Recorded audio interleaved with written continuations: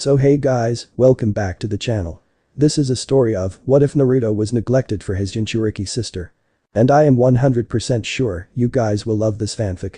But before we start, I have a request to all of you. As you guys can see, we are very close to reaching 1000 subscribers. So please subscribe to our channel. I really need your support. Now let's start the story. A tiny pebble may start a small ripple. A small ripple that over time can turn into a tidal wave affecting the lives of many. Minato and Kushina find out the hard way when their small mistake causes not only problems to them, but also to the whole shinobi world. Location: Hidden Leaf Village. Kushina Uzumaki watched her daughter practicing with shurikens. Kushina was a very beautiful woman. She had a slender but feminine build, fair skin and violet eyes. Her most concerning feature was a thick head of flaming red hair that she had passed down to her daughter Natsumi. Natsumi's bright blue eyes fixed on the target. She had slipped one of the two shurikens in each of her hands into a throwing position. The razor-sharp shuriken flicked with Natsumi's hands and sailed the short distance to the training dummy. One of the points penetrated the center. "Mommy. Daddy." The 6-year-old girl shouted, bouncing up and down on her feet. Did you see what I did?" "Yes, that was really great." Kushina smiled. She bent down and kissed her little girl on the forehead. Natsumi smiled. She then felt a gentle hand on top of her head. She looked up and saw the smiling face of her father Minato Namikaze. Her smile got even bigger. "I am proud of you, my little princess," Minato said, smiling brightly as he ruffled Natsumi's hair. Minato was a tall man. He had fair skin and spiky blonde hair. He has bright blue eyes, the same as his daughter Natsumi. "Trust me. You'll be a great shinobi like your dad in no time," he said to his daughter. "Dad, my dream is to become the greatest Hokage. One day, I'm gonna surpass you and all previous Hokage." Natsumi pumped his fist in the air, smiling brightly. A large grin appeared on Kushina's face. She turned as she pointed a finger at her husband. "See, Minato. She's gonna be like her mommy." Kushina gently put a hand on Natsumi's daughter and then she knelt at her side. "To be the first female Hokage was my dream, the dream that your father stole away from me." She shot a glare at her husband. Minato chuckled nervously. "She still scares me even though it's been so many years. But I'm sure you'll achieve that dream for me." Kushina smiled while looking at her daughter. "Natsumi Uzumaki, the 5th Hokage has a nice ring to it, don't you think?" Kushina wrapped her arms around her daughter's small frame and hugged her. Minato smiled at the scene and joined the three-way hug between his family members. Smiling, both parents held their precocious daughter close. Big teary violent eyes watched the scene as it unfolded before the clear innocence eyes stained with tears. Naruto Uzumaki, twin brother of Natsumi, was a carbon copy of their father, with the exception of some features. Tears slipped down his cheeks and he looked away. Sometimes when his parents were so attentive to his twin sister they would just forget about him. He had been hoping this day would be the day they would finally acknowledge his existence, but all he ever wanted was their parents' acknowledgement, their approval, their acceptance. What's so special about her? The blonde boy thought. Naruto absolutely resented his twin. She had gotten everything handed to her on a silver platter. He, on the other hand, had worked very to get every small thing. If it was enough, Natsumi was everyone's favorite. They called her the hero of the Hidden Leaf. How did she become hero? Naruto had no idea. As far back as he could remember, she hadn't done any heroic deed. He also had nicknames. They called him the son of the 4th Hokage and Hero's brother. Naruto clenched his fist as he absolutely hated those titles. He didn't want live in the shadow of his famous twin and even more famous parents. Naruto. Naruto. Naruto's musing cut short when he heard Minato call his name. "Naruto, come here." "Yes," Naruto replied as he approached his family. "Naruto, I want you to fight with your sister," Minato said. Naruto nodded his head as he saw a good opportunity to show his parents that he was worthy of their time and love. "Good." Minato turned to his daughter. "Now Natsumi, you're going to fight with him, but do not forget to take it easy on him. It's not a real battle, just a spar and your brother isn't strong as you." Naruto clenched his fist in anger. He wanted to scream at father that it was their fault as they never trained him. "I'll show them I'm not weak, then maybe they'll love me like they do Natsumi." Kushina had a shocked look on her face. She couldn't believe what her husband had suggested. "We haven't started his training yet." She shook her head and quickly brushed her worry aside. "What am I thinking? It's a simple spar between two children. Nothing will go wrong." Naruto settled down into the fighting stance that he had been learning from books. Natsumi took her own fighting stance that her parents had taught her. As soon as Minato gave a signal, Naruto made the first move.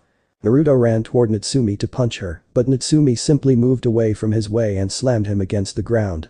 Naruto quickly pushed himself on all fours and kicked his left leg behind him. A huff told him that he had hit the target. Naruto jumped to his feet and noticed that his sister had already recovered from his attack. Natsumi attacked her brother, throwing some fast punches that Naruto either blocked or dodged. She never stopped. Naruto blocked his sister some punches and sent 3 back and a knee to her gut that forced her to her knees. Using this opportunity, he kicked her as hard as he could, sending her rolling a few meters from her previous spot. Naruto's face split into a wide smile as he stared up at Natsumi full in form. I did it. I finally beat her. It was the first step to get close to his parents. Naruto turned toward his parents for their approval, and the smile left his face. Minato and Kushina weren't looking at him but behind him. He turned his attention toward Natsumi and froze. His sister was blazing with an evil red chakra. Naruto felt his body shivering in fear as he could sense the power that Natsumi possessed. It was vast and filled with bloodlust. Natsumi roared like a wild animal and disappeared. Naruto then felt a sharp pain in the jaw. Before he could defend himself, Natsumi slashed him on his chest with her razor-sharp claws, leaving a deep wound there. She slashed once again with her other hand on his face. Naruto cried in pain as he felt burning sensation in areas where wounds were. His entire body felt drained. He barely had the strength to defend. However, the fight was far from over. Minato and Kushina didn't realize what their daughter was planning until it was too late to stop. Natsumi had already crossed the distance and was gathering a large amount of corrupted red chakra in her palm.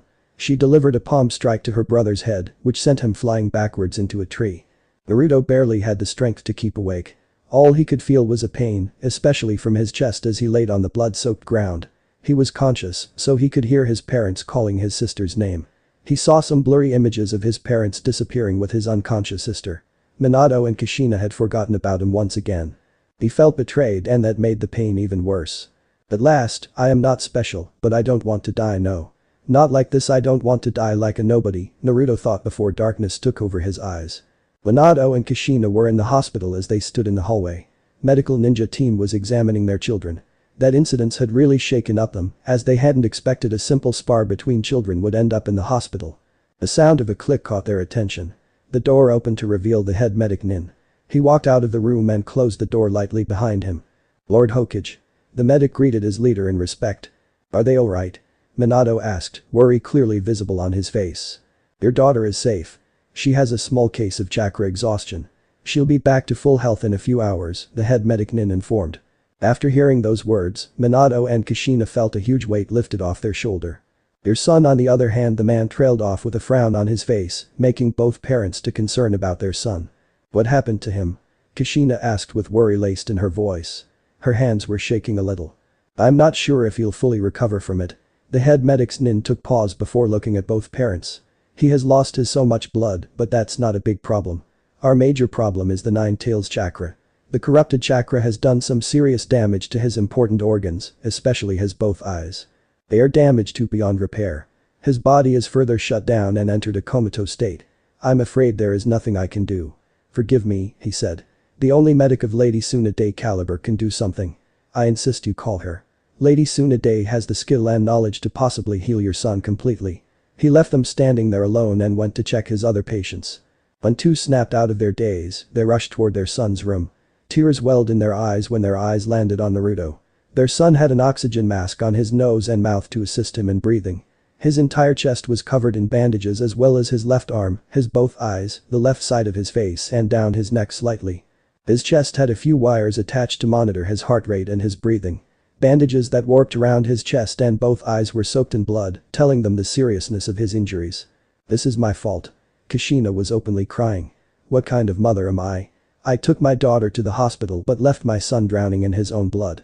Minato wasn't feeling much better than she was. He looked down at his feet in shame as he clenched his fist. I'm such a terrible father. How could I let something like this happen to my son? How did this happen? A man wearing a boar mask asked his partner. His partner had bird mask on his face. Both men were from Anbu Black Ops, Special Assassination and Tactical Squad. They were dressed standard uniforms which for Konoha Anbu. There's been talk, and I'm not sure if it's true or not, but there's a lot of rumors going around about it, Bird paused. He looked around to make sure no one was in earshot. It was Natsumi, he said carefully, his voice barely above a whisper. She lost control over Fox's chakra and attacked her brother under its influence. But what about the seal? Boar asked, his mask successfully hiding his shocked expression. Maybe Seal Bird shook his head as if trying to shake out the silly thought. I don't know, I'm not a seal master. Bird looked straight at the blonde-haired boy they were guarding through the small glass window built into the door. 2 weeks had passed and Hokage's son was still in critical condition. He said, "He is a strong boy, let's hope he'll wake up soon." Or nodded, agreeing with his partner. He just hoped the boy would wake up soon healthy and not with some traumatic experience. The night was unnaturally quiet. There was no voices or sounds, not even the normal rustlings, no bird, owl or barking dog. It seemed like, by godly, that all night animals were holding their breaths as if they waited for something to happen. The moon had risen higher and was shining in at the uncurtained window, illuminating Naruto's hospital room with a silvery light. Moonlight and darkness alike bent and danced around the injured boy, surrounding him in a hazy metallic shimmer. And suddenly light changed. The stain began to spread over the face of the full moon, a stain like pooling blood. As it spread, the moonlight turned from white to red, the blood red of pain. The glow became brighter with each passing second and began to pulse before dying out altogether. After light came darkness. Dark shadows poured out of walls. It buzzed on the air and filled the room, expanding into every corner to block out the light. The darkness bubbled and rose up in flabby, half-formed shape which reached out with feeble hands. A pair of eyes burst open in the darkness and glowed, crackling energy spewing from their crystal form. "Fu and you?" The darkness changed its shape again as it twisted like ropes, stretched and wrapped around Naruto's body as a blanket. Swelling darkness seeped into his wound, flowing in his veins, stitching all wound together. The same darkness emerged from a small black portal into a featureless glaring white world. The ground, sky, even the far-off horizon, all brought about an almost maddening snow glare effect. The world was empty, held no life signs, save for a small bubble of energy.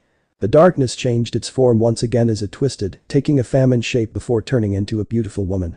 The woman possessed very delicate facial features, like extremely long, sweeping light-colored hair that touched the ground. Her featureless wide eyes narrowed at the bubble as veins appeared near her temples. This chakra. The white space in front of her ripped like a sheet of paper. She stepped into the portal that led her near the bubble. She took a step forward and raised her right hand. When her dark nail touched the bubble, it burst apart and disintegrated to nothing but mere light particles. "What?" Naruto said. Naruto looked up at the woman with his blood-stained cheeks. She had two horns that came from the sides of her forehead, but he wasn't frightened by that. It was her chakra that frightened him. Her was vast. Compare with the vast sea-like chakra of her, the red chakra Natsumi had was nothing but a little pond water. The woman bent down, cupped Naruto's cheeks with her hand. "What is your name?" she asked, her tone voice quite emotionless. Naruto first was reluctant to answer her question, but decided to answer it. He didn't want to get her bad side. My name is Naruto Uzumaki," he said. "Why are you crying?" the woman asked. "My parents," Naruto stated in a dejected tone, hiding his anger and sadness in them. "They care more about my twin sister than me. To them, I'm nobody. They don't care about whether I live or die." He began to sob and started to tell her everything about his parents, his twin sister, and his parents' favoritism toward her. Even after hearing Naruto's sob story, the woman's face showed no emotion. She looked at the boy with her wide eyes. After a long minute of silence, she spoke again. "Tell me, what are you going to do now?" I do not know," Naruto answered, as he wrapped his arms around his legs and buried his face in his knees. "Maybe, I'll find peace here. I can help you if you want." Naruto jerked his head up at her. "Why?" he asked. He didn't know why this woman wanted to help him. There was nothing he could give her in return, and top of that he didn't even know her name. "Why do you want to help me?" The expression on the woman's face continued to be unchanged. "Because I'm your ancestor," she said. Naruto's eyes widened at hearing that she was his ancestor. "A ancestor, but how?" he asked. From her wide eyes, he could tell that she had Byakugan. "I don't mean to be rude, but neither my mother nor my father is related to the Hyuga clan. You've their Dijutsu. You're obviously related to them. I'm also Hyuga clan's ancestor and originator of their bloodline." "Huh? I don't get it. I'm Kagyu Tsutsuki. I'm the progenitor of the Hyuga, Sanju, Uchiha and Uzumaki clan. I'm the mother of Hagoromo," she said. She then noticed a confused expression on his face. "You may know him by his other name, the Sage of the Six Paths." "The Sage of the Six Paths? You're the mother of the Sage of the Six Paths?" Naruto nearly cried, quickly standing up on his feet. The shock and excitement were clearly visible on his face. The creator of ninjutsu and chakra. He had read about that man. The man was the god of all shinobi. The guy's face changed from emotionless to a face filled with anger and hatred. "Boy, he is not a creator of chakra," she said, her voice harsh and cold. "He and his brother were thieves of my chakra." Naruto gulped and nodded, as he didn't want to anger her more. "She's scary. That foolish boy gave my chakra to humans," Kagaya said. Her temper was already close to boiling point. The slit on her forehead opened, showing her third eye, scaring Naruto even further. The eye had red sclerian irides, with a ripple pattern spreading over the eyeball and 9 tomo. The chakra belongs to me and mine alone, she finished. Naruto gathered some courage in his voice and asked, but why? Because chakra isn't for humans, Kagaya said, as she looked down at Naruto. Do you know how humans are using my chakra? The fight to start a war, Naruto said. His tone of voice was too matured for his age. He looked into Kagaya's eyes. To cause destruction. Kagaya's dark lips curved into a smile, showing a positive emotion. Good.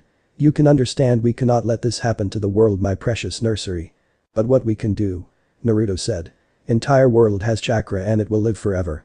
Then we'll unite chakra in one, we'll take all chakra back, Kagaya suggested. Will you help me with that? How? Her statement had confused Naruto more. Is it even possible to collect all chakra? I'll tell you about it later. First, answer my question. Will you help me to bring peace in the world? Naruto hesitated, but it was the first time someone had given him attention, not to his sister. He didn't want to disappoint her. She was the first person who had acknowledged his existence. It felt really nice to him. He looked at Kagaya with his newfound determination. I will help you with my all power, he said. Good, Kagaya said. She placed her hand on his head. Naruto's body glowed for fleeting seconds before dying down. First, let me tell you the history of Utsutsuki clans and chakra. Naruto took a place on the non-existent floor and made himself comfortable to hear Kagaya. Kagaya started, Utsutsuki's greatest skill is their ability to use chakra. Naruto Uzumaki's body was resting on a hospital bed. No one else was in the room, so they weren't able to see black glow that was emitting from his body. The glow died down after a few seconds later. Slowly, Naruto's uninjured hand reached up and gently removed the oxygen mask. His nose wrinkled as the strong smell of medicine hit his nose, telling him that he was in the hospital. He disconnected all wires that attached to his body and sat up with his legs dangling over the side of the bed. He reached up and slowly pulled the medical tape, loosening the bandages over his eyes. Light stabbed his eyes, burning, painful. He closed his eyes immediately and slowly opened them again, letting them adapt to the light. Grabbing the edge of the bed, he stood up on his feet, hobbled toward the bathroom, almost falling on his way. Naruto stood in front of the mirror, unsure he really wanted to remove the bandages. He took a deep breath, reached up, and unfastened the end of one of the bandages that wound around his head. Slowly, carefully he unwrapped the remaining bandages. When his body was cleared, he saw scars all over his face and body. To his surprise, all scars began to heal rapidly, the skin began to patch itself up. That's new, Naruto muttered silently to himself. His skin was completely smooth and clear. He splashed handfuls of water onto his face. When he looked at his reflection in the mirror, he was briefly shocked. His eyes, they were no longer violet. He had two different colored eyes, a purple right eye and a blood red left eyes. Both eyes had ripple patterns spread over eyeballs with no visible iris. Naruto was already familiar with the name. Rinnegan, he muttered. Naruto looked at his reflection, but it looked like something floated behind it, another face, not his own, deep inside the glass. You not just have a Rinnegan, you've Rain Sharingan, Kagaya said. Her reflection had formed the corner of the mirror. Your left eye doesn't have any tomo yet, but you'll receive them after gaining some experience. Mom? Naruto said, looking at Kagaya's reflection. After spending 6 months with Kagaya in an unknown place and knowing more about her, Naruto had started to call her mother. She was a better mother than Kushina. He asked, what happened to my old eyes? Your old eyes, they were damaged beyond repair, so my chakra replaced them with a new one. Thank you, mother. Naruto looked at the reflection of his dual Dojutsu. Even though it was incomplete, he could still feel the great power coming from it. I haven't much chakra left, so listen carefully, my son, Kagaya said. I've sent a message to someone close to me. He is my will, so you can trust him. He'll assist you in your training as well as accomplish our goal. Will I see you again? He asked, afraid she would disappear forever. Yes, you will, she said, and her reflection faded away from the mirror. Naruto took a deep breath as he closed his eyes and cut off his chakra flow. A few seconds later his eyes opened again, showing his normal violet orbs. The Hokage Tower was among the largest edifices in Konoha, containing the chambers for the Hokage, as well as meeting places for the council, abbey, and various other workers, all of whom reported to the Hokage as the final authority over the ninja of the village. The fire daimyo might have been the lord of the land, but the Hokage commanded its troops. The fourth Hokage, Minato Namikaze, sat in his office, signing for the 100th time that day. It had been 6 months since that incident. Those months had been a living nightmare for him and his family as they waited in desperate hope for a breakthrough in Naruto's condition. Minato's eyes landed on the only picture he had his entire family on it. In it, he was holding his wife while their hands were on one of Natsume's both shoulders. Naruto was off to the side with a sad look on his face. He looked away as that picture reminded him of mistakes he had made with his family. His mistakes had been mostly affecting Naruto more than anyone else in the family, and he had so blind to see it. Minato remembered why he did that. It was all because of the prophecy. Believing his daughter was the child of prophecy, he had chosen Natsumi over Naruto in hopes of ensuring the safety of the world. By doing that he pushed his only son aside. He felt ashamed for what he had done. Then something unprecedented happened. The glass of picture frame cracked vertically, separating Naruto from the rest of the family. It was an ominous sign which worried him greatly. "Minato," a voice called out urgently. Minato turned the head toward the direction the voice came from. There stood the one person he hadn't seen in a while, his sensei Jiraiya. Even after all these years, he could say his teacher hadn't changed much in an appearance-wise. He was still a tall man with waist-length spiky white hair that tied back into a ponytail, with two shoulder-length bangs that framed both sides of his face. He also had red lines that ran down from his eyes and wore a horned forehead protector with the kanji for oil, which denoted his affiliation with Mount Myaboku. "Sensei, what are you doing here?" Minato asked as he watched the man jump in through the window. "Did you find Lady Tsunade?" To find Tsunade, he had contacted his sensei. Jiraiya was a spymaster and a former teammate of Tsunade, so he was the only person who could possibly find her. Jiraiya shook the head negatively. "I'm really sorry, Minato." Minato slammed his hands on the table and stood up. "Then why are you wasting time here, sensei?" "Naruto." Jiraiya cut in, "Minato, this is important." "What is more important than finding Tsunade? Her godson Naruto needs her." "Minato, just listen," Jiraiya said. He knew his student was upset and worried. The prophecy has changed. Minato felt a pang of pain in his chest. What does it say now?" he asked, not really wanting to find out. "Well. The Uzumaki mansion was a big mansion, not big as Uchiha or Hyuga, but still big enough for 4 people. It had a large compound which was comprised mostly of large training grounds and gardens. Kushina was sitting down on the couch in the living room. She was looking at the only picture she had her entire family together. It was the identical picture her husband had in his office. She still couldn't believe what they had done. She couldn't call herself a good mother, hell she couldn't even call herself a mother at all after what she had done. How could I have pushed one child away in the favor of the other? She took one last look at the family picture, but before she could leave something happened. The glass of the picture frame cracked. She felt a slight pain in her chest. "Kushina." Minato's voice called her name when he flashed into the living room. Itsumi was having tea with her friends who were chatting happily. Next to her sat the only other person whose family had blonde hair, Ino Yamanaka. On her other side sat her timid friend, a girl with pretty indigo hair color and lavender eyes, Hinata Hyuga. Itsumi thought about her brother. Naruto's bloodied face was embedded in her mind. She sometimes had nightmares about the same face calling her killer. She tried to forget and reached for her teacup. But when her finger touched it, the cup cracked before it shattered completely. A pain swelled up in her stomach at the same time, and she fainted on the spot. The last she heard before losing her consciousness was her friends calling her name again and again. Inside Natsumi's seal, there was a gigantic cage as ominous shadows swirled in the darkness. A single red-slided eye opened. A red-orange fox stepped forward in light, showing massive figure. The mighty fox had sensed a powerful chakra that seemed to belong an unknown entity. This chakra it's more powerful than old man's.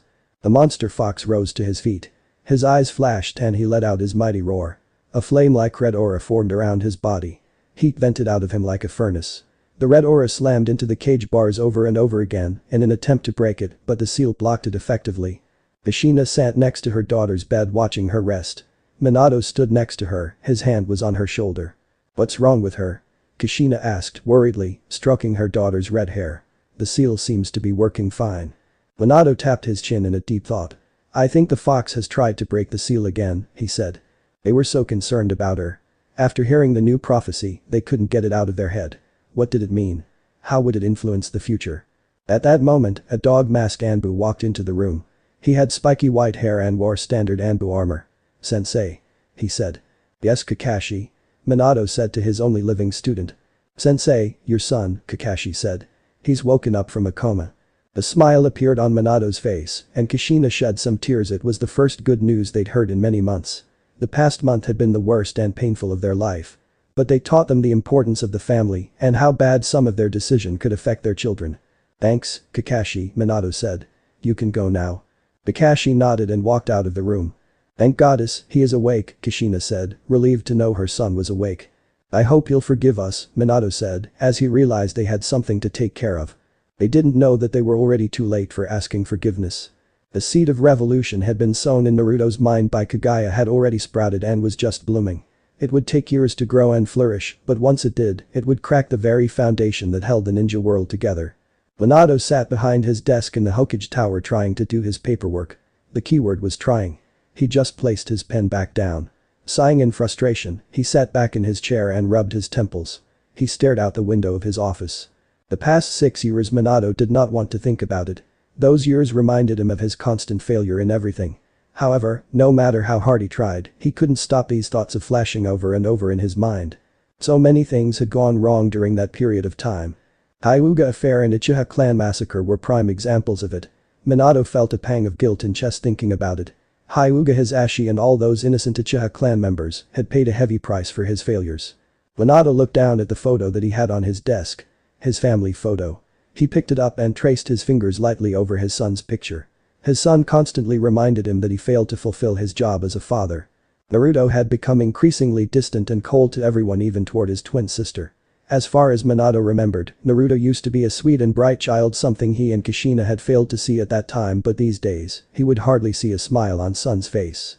His son had become a shadow of his old self. Minato had no one to blame but himself for it. His foolishness had caused his son so much pain in the past. Then there was his next child. Ever since the Nine Tails chakra nearly caused her brother's death, Natsumi had developed a great fear of using Fox's chakra. Fearing for worse, she had refused to tap into the beast's chakra. All incidents had also created another problem that Minato didn't know how to resolve.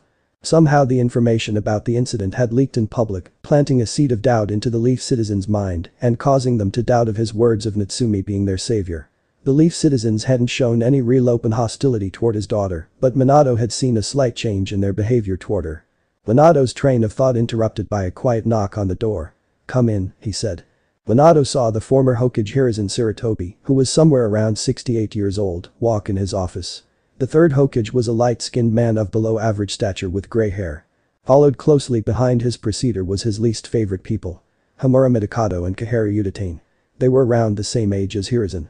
Homura was gray hair, a bearded man with glasses, and had a strong jawline of facial structure. Kaharu had gray hair. Her hair was pulled back in a twin bun locked by a traditional Japanese hairpin with 2 pearls dangling from the side. 2 of them were part of the Leaf's Elder Council. "Hiruzen-sama and honorable elders, what can I do for you?" Minato asked, showing some respect to the former Hokage and his ex-teammates. He gestured for them to take a seat. They gladly accepted his offer. Hiruzen pulled his pipe out of his sleeve and lit it with a quick application of fire chakra. Minato, he put it in his mouth and inhaled it, before releasing a cloud of smoke from his mouth. "We are here to discuss the upcoming graduation exam." Adjusting his glasses with his thumb, Homura said, "As you already know, some students in today's graduation exam are special. Most of them are from famous clans. There were also the last Uchiha and your children," Kaharu added. "Your daughter is a Jinchuuriki and your son. He is a young prodigy and a natural genius. He's all qualities to become a genin, but the reason he isn't a genin yet is you, Minato," Homura said, as he gave him a glare, showing he didn't like the decision of his leader. "Your son would have been a great asset to Konoha military." Minato narrowed eyes at Homura. "He was too young to become a genin at that time, Homura-san," he said in a harsh tone to prove his point. "Do I remind you what happened to our last young prodigy?" Homura flinched at the mention of Uchiha Itachi. Minato had another reason, which was different from he had told Homura. He still remembered that day over 4 years ago. Minato had flashed into the living room of the Uzumaki mansion using his most famous jutsu. "Kushina-chan, are you ready?" Kushina was wearing an expensive-looking kimono, silk green in color with brown stitching at the hems. On her delicate feet was a pair of silk slippers, a few inches high for extra height. "Yes," she muttered. Minato looked at the beautiful face of his wife. He could clearly tell something was bothering her. "What's wrong?" "It's about Naruto." "Oh." He knew his son was a painful topic to his wife. "He hasn't forgiven us yet, Minato-kun." Kushina's eyes looked his crystal blue eyes. "Don't lose hope. I know he will forgive us, eventually." He put a hand on her shoulder to comfort her. "Where is he now?" "I don't know, I haven't seen him since breakfast." The noise from upstairs caught couple's attention. Minato saw his daughter walking down the stairs. Natsumi was dressed in a traditional red kimono and pair of silk slippers. She stood ready to go to the festival. "You look beautiful, little princess." "Ready to go to the festival?" Minato asked cheerfully, trying to lighten the mood. "Yes, Dad. I'm ready to take all prizes that I'll get after winning every game." Natsumi walked toward them. She then noticed that her brother wasn't there with her parents. "Hey, where is Naruto Nai-chan?" she asked, looking around to search her brother. Before Minato could open his mouth to answer her question, the front door opened and Naruto cautiously walked inside. His clothes were ragged up and had dirt spots on them. Being a leader of the village, Naruto could tell that his son had done some heavy training. Minato smiled. "Naruto, get ready. We are going to the festival." Naruto raised his eyebrow. "No thanks," he replied in his bored tone, and he began to walk upstairs towards his bedroom. Kushina was very stubborn, she refused to take no for an answer. She ran after her son. Minato followed shortly behind her. "Naruto!" Kushina shouted. Naruto stopped and turned back to see both his so-called parents. "What do you want?" he asked.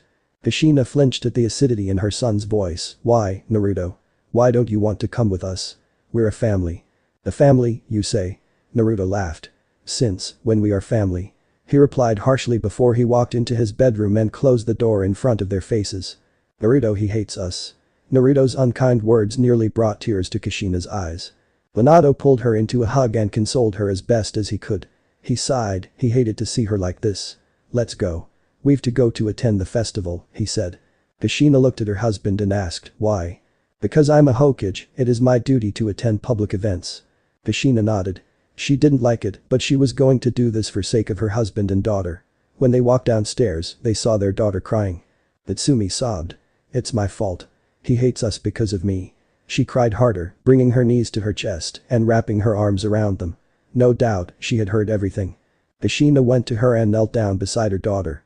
"Shoo," she hushed, using a hand to gently rub her upper back. "It's not your fault, Natsumi, if it's anyone's fault, it's ours." She wiped off the tears from her face. She looked up at Minato and gave him a nod. Minato went forward and grabbed his wife and daughter's shoulders. He used his famous jutsu and flashed away with them. Minato was watching all children who were enjoying themselves and playing the games that were part of the festival. He also noticed Natsumi's sour mood as she walked with them. He didn't blame her for that. "Minato, Kushina." A familiar voice called. Minato and Kushina quickly turned around to see a familiar face of Hiruzen Sarutobi. "Hiruzen-sama," Minato said. "Hey, old man." Kushina greeted, causing Minato to sweat drop at her disrespectful behavior. Hiruzen smiled and walked toward them. After all these years, Kushina's behavior didn't bother him anymore. "How are you two?" "We are all right, thank you for asking," Minato answered, smiling. "And Naruto?" Hiruzen had tried to find the boy, but he had failed to see the particular shade of blonde hair. "Where is he?" Minato noticed hearing their son's name. Kushina's mood had dropped again. He placed his hands on her shoulders to support her.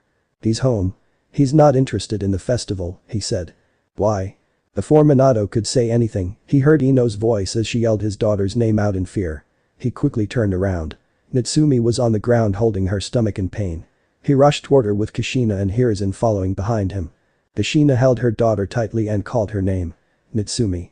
Mom, Daddy, Grandpa," Natsumi weakly said. Her eyes blinking rapidly as she began to lose her consciousness.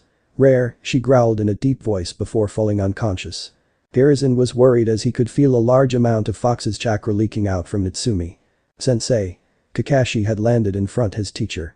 He was in his Anbu dress code. "Our sensors have picked up some unknown chakra signatures." "Where?" Minato asked. His azure eyes hardened like steel, showing the reason he had become a leader. "Near the Uzumaki mansion." "What?" "Naruto." Kushina shouted as she realized Naruto was alone in the home. "Kakashi, take care of Natsumi," Minato ordered before turning toward the former Hokage and his wife. "Let's go." Minato used the Flying Thunder God Jutsu and disappeared with Kushina and Hiruzen. As soon as Minato, Hiruzen, and Kushina appeared outside the Uzumaki house with a yellow flash, they felt a large amount of dark chakra emanating from the inside. "Naruto is in there. We need to get there quick," Kushina shouted, fearing for the safety of her son. Without wasting any time, they ran inside and went toward where they could sense the dark chakra. "This chakra, it feels even more sinister than the Nine Tails," Minato thought. When they reached the source of the chakra, they saw a lot of blood over there. Just a few distances away, they found 4 bodies of unknown shinobis hanging from a big tree. The blood was seeping from where the black chains had stuck through their bodies to the grassy ground below. "Stone shinobi? What were they doing here?" Hiruzen said, recognizing the symbol on masks. The big tree got the fourth's attention. That tree shouldn't be there. As far as he knew, on this part of the training ground had no tree. There was only one bloodline capable of growing full-grown trees in one day or in a few minutes. These days, only one person had that bloodline, but that person was out of the village for an important mission. The Hokage's eyes followed the chains back to their source, and his eyes widened. Naruto stood there in the middle of the training grounds alone with the chains of unknown black metal protruding from his back. He yanked back the chains out of the dead bodies, making them disappear. The tree suddenly sprouted two branches covered in fur-like leaves. The branches wrapped around the bodies before they hit the ground. Wood release. He can use wood release, Hiruzen said as his eyes widened in surprise. Those were chakra chains. I didn't know Naruto's inherited my special chakra, did you? Kushina asked her husband. Minato had said nothing. He had been staring at Naruto's emotionless violet eyes. Minato could never forget his son's eyes. Those eyes had held no emotion in them. After that, he had denied Council's all attempts to let Naruto join early in the shinobi program. That incident had also led to question about Naruto's wood release bloodline. Thankfully, Hiruzen had come with a theory. The Uzumaki clan had close ties with the Senju clan. Maybe, because of this Naruto could use the wood release like first Hokage Hashirama Senju. Keeping Naruto's wood release as an S-rank secret, they had released very small details about the stone incident in the public. It had contributed to raise Naruto's popularity among the Leaf citizens. Minato, Hiruzen called patiently. Minato shook his head before he turned back to his visitors and asked, "Sorry, did you say something?" Hiruzen's sweat dropped and said, "You are truly Kakashi-sensei." The hero made a fake cough to catch their attention toward her before saying, "Well anyway, let's talk about team's arrangement." Itsumi was sitting in the classroom of Shinobi Academy with her childhood friends. She had gotten her father's blue eyes, but otherwise could have been a mini carbon copy of her mother, same build, same skin tone, same long bright red hair with strands that framed both sides of her face. Her ninja gear also looked similar to her mother's old genin gear. A short-sleeved tan kimono-like blouse with a dark embroidered border, held closed with a black obi, a dark skirt, and stockings that stopped at her thighs and brown sandals. In Itsumi's right side was her childhood friend, Hinata Hyuga, the heiress of the Hyuga clan. She had dark blue hair, fair skin, and customary wide eyes of her clan that had a tinge of lavender.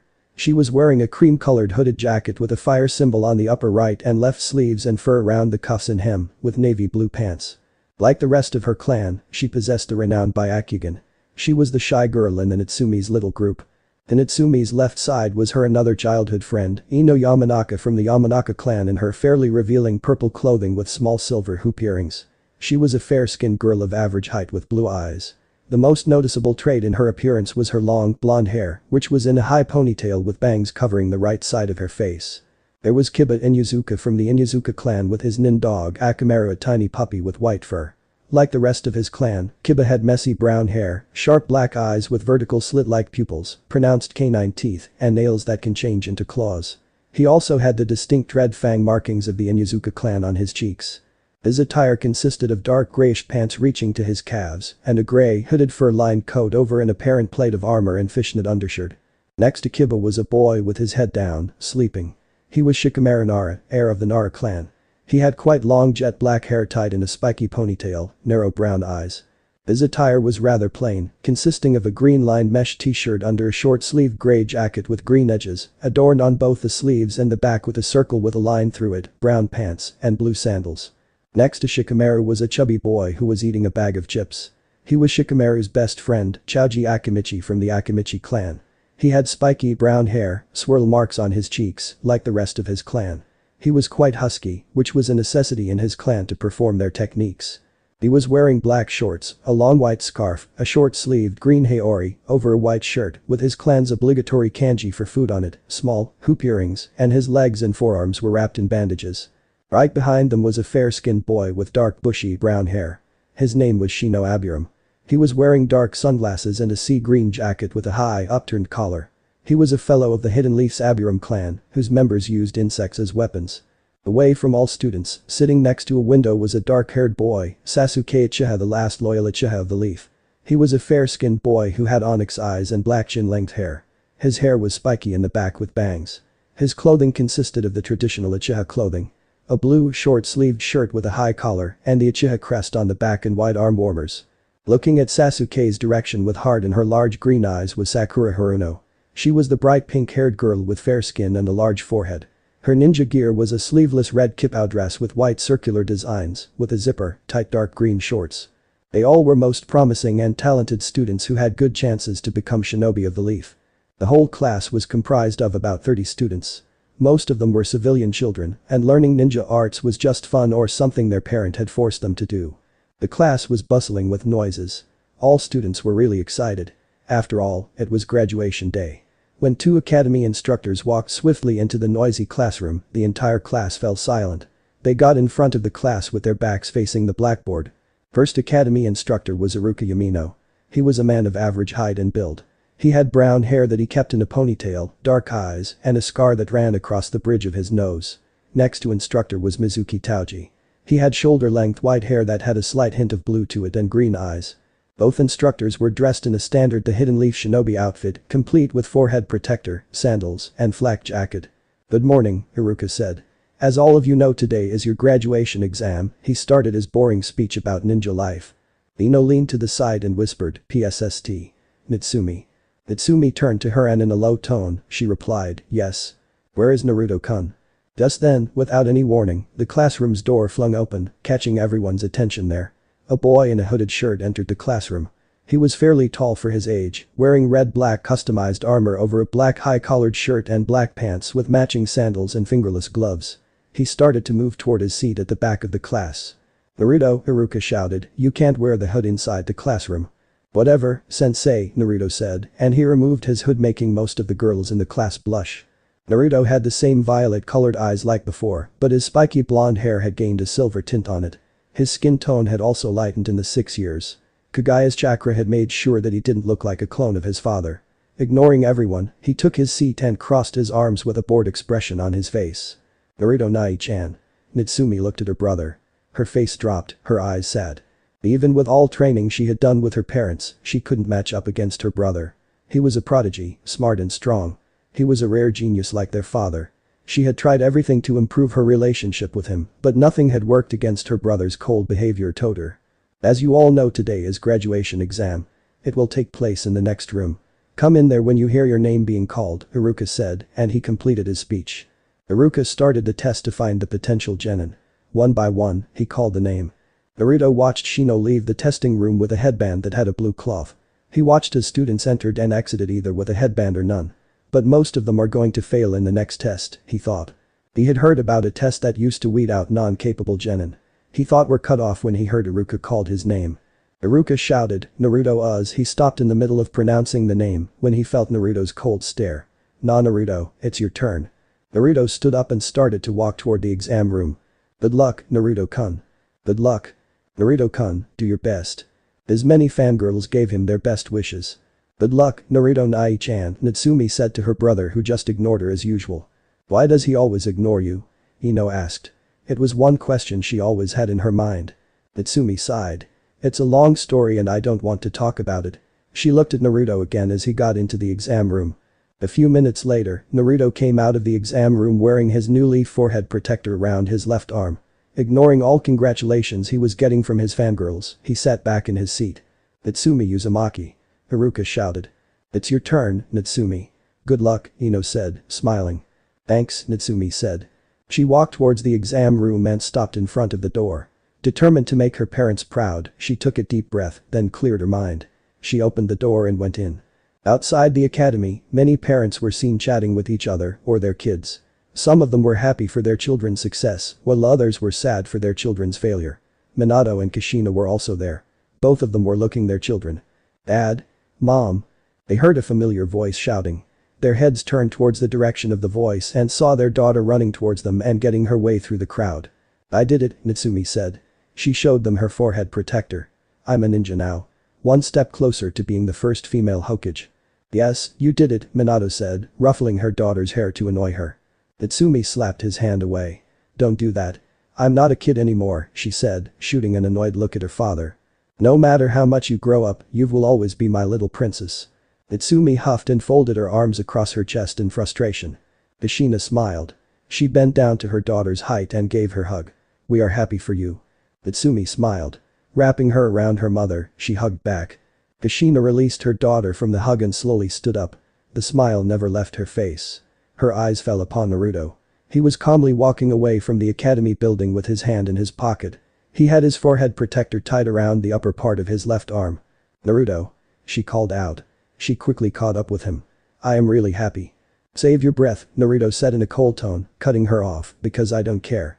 He continued his way, overlooking the tear that fell from her eyes. Ashina, someday, he'll forgive us, Minato said, as he stood next to his wife. He pulled her into a one-armed hug, attempting to comfort her. Naruto was standing on the top of Hashirama Senju's head carved into the stone, looking down on the Hidden Leaf village. The hooded cloak he was wearing over the ninja gear was blowing in the wind. His unique Taijutsu was active. His Rinnegan eye hadn't changed much, but his left eyes had evolved. His Rin Sharingan had gained 3 Tomo in the first ring they were spinning rapidly around the pupil.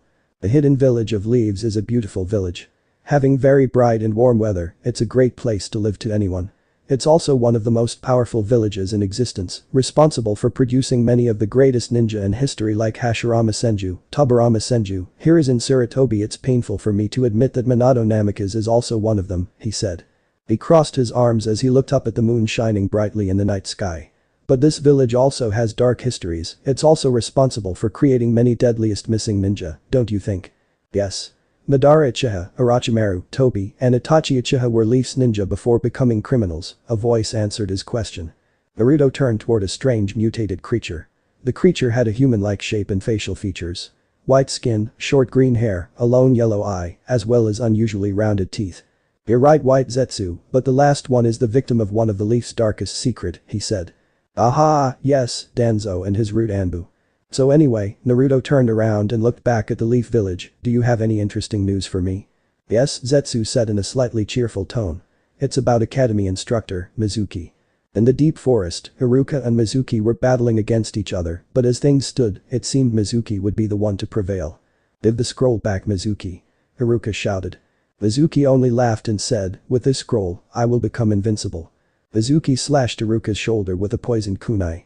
The poison was soon to start its effect on Iruka's body. He suddenly began feeling tired and dizzy and fell to the ground. With his blurry eyes, he looked up and saw Mizuki bring a kunai down to him to finish him. So this is it, this is how I'll die. Iruka closed his eyes and waited for the inevitable. He had a good life, and he was not afraid of death. The sound of kunai clang snapped him out of his own thoughts. He saw a hooded figure block the kunai and push the traitor away.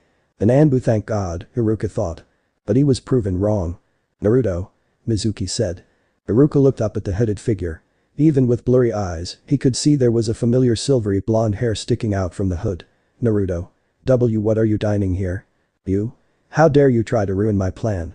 Mizuki shouted. Whatever, Naruto snorted, putting his hands in pockets. Gritting his teeth, Mizuki dashed toward him with kunai in his hand. Naruto. Iruka shouted, worried for his student's safety. Naruto stood there doing nothing, only eyeing the traitor lazily. He yawned once more, hands still in his pockets. In the last moment, just as the kunai was about to connect to his chest, he simply sidestepped. He brought his knee up to the surprised Mizuki and slammed him right on his stomach, giving him a heavy blow. Before the man could recover, he brought his leg up and brought it down on his back, making the man kiss the ground. Is this all you can do? Naruto said. Weak. He gave Mizuki a hard kick, sending him skidding across the ground and slamming into a tree. Mizuki glared at the blonde-haired boy angrily. He tried to stand, but could not retain his balance. With one hand braced against the tree, he shakily stood up on his feet. I will show you my true power, boy. He cried. Naruto watched with a raised eyebrow as Mizuki took a vial from one of his vest pockets and brought it to his lips. He chugged it down in one gulp, shivering from the taste. The half-empty vial dropped onto the ground from Mizuki's hand as pain ripped at his inner throat and scoured down into his belly. It was agony beyond all reason. Mizuki grabbed his neck with his fingers as his throat began to burn. He tried to scream but no sound came. He tried to raise his feet and began to stumble. Mizuki dropped to his knees, screaming in pain. His ears lengthened and came to a point. His body grew taller, and orange fur with black strips grew quickly and covered his body. His teeth had also grown longer and had become razor sharp, especially his canines. Behold. Mizuki got up when the transformation finished, looking like a bipedal tiger. The ultimate gift from Orochimaru-sama. So what are you? A werekitten? Naruto mocked him. Mizuki's anger had reached boiling point. Brat. You will tremble in fear at my strength. Mizuki vanished from the side and reappeared in front of Naruto. He sliced the blonde across the stomach. The force of the attack sent Naruto flying backwards and against a tree. Ahaha. Mizuki began to laugh evilly but stopped when he saw instead of blood, a pinch black smoke leaking out from the cut. What? Naruto's body dissolved into black smoke. The smoke slithered toward the ex-academy instructor. Mizuki slashed his claw at the smoke, but nothing happened. He looked at his hand. The skin on his fingers where he had touched the smoke had been badly burned. Mizuki watched as Naruto's upper body materialize from smoke more than 15 feet in front of him. He reached into his pouch, pulling out a pair of kunai. He threw the one at the boy. The kunai only met an empty air. The black smoke stretched toward Mizuki and out of that smoke leapt Naruto. His feet slammed into the traitor's back. He cried in pain as he stumbled forward. Naruto's feet touched the ground, he spun, crossed his arms, and dissolved again in the form of the black smoke. Anticipating the attack, Mizuki spun, cutting air. Naruto was there, his feet outstretched for kick, but again his kunai passed through the only smoke. He coughed and retched as it swarmed over him, burning his lungs and tasting foul on his tongue.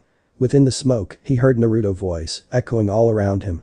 "This is entertaining, isn't it?" Mizuki gritted his canines in silent fury. "Come out of that, boy, and show yourself. Don't hide in the dark," he roared. "Sensei, we are ninjas. We hide the dark and kill from the dark." Mizuki's eyes widened as Naruto's cold voice came from behind him. There was no time to scream. No time to move out of the way. A black chain with sharp tip burst through Mizuki's chest. Pain exploded, radiating out from his heart to every inch of his body. "Goodbye, sensei." Naruto could feel the man's life fade away. He jerked back the chakra chain, letting his former sensei's body fall to the ground. He turned toward his other sensei. Iruka was lying on the ground motionless. He went toward him and checked the pulse on his wrist. "He's alive but unconscious. I need to heal him. Can't have him die on me now." "Too many explanations for later," Naruto said, mostly himself. He sighed and made a single shadow clone who went to copy the forbidden scroll of sealing. The real ones put a hand on Iruka's chest. A green glow emanated from the point of contact. He was using the manifestation of the chakra to diagnose the condition of the academy instructor. Judging from the way he frowned, it wasn't anything good. Two Anbu jumped down to the ground and walked toward Iruka. One Anbu knelt down next to the academy instructor and she began to check his pulse, breathing and pupils.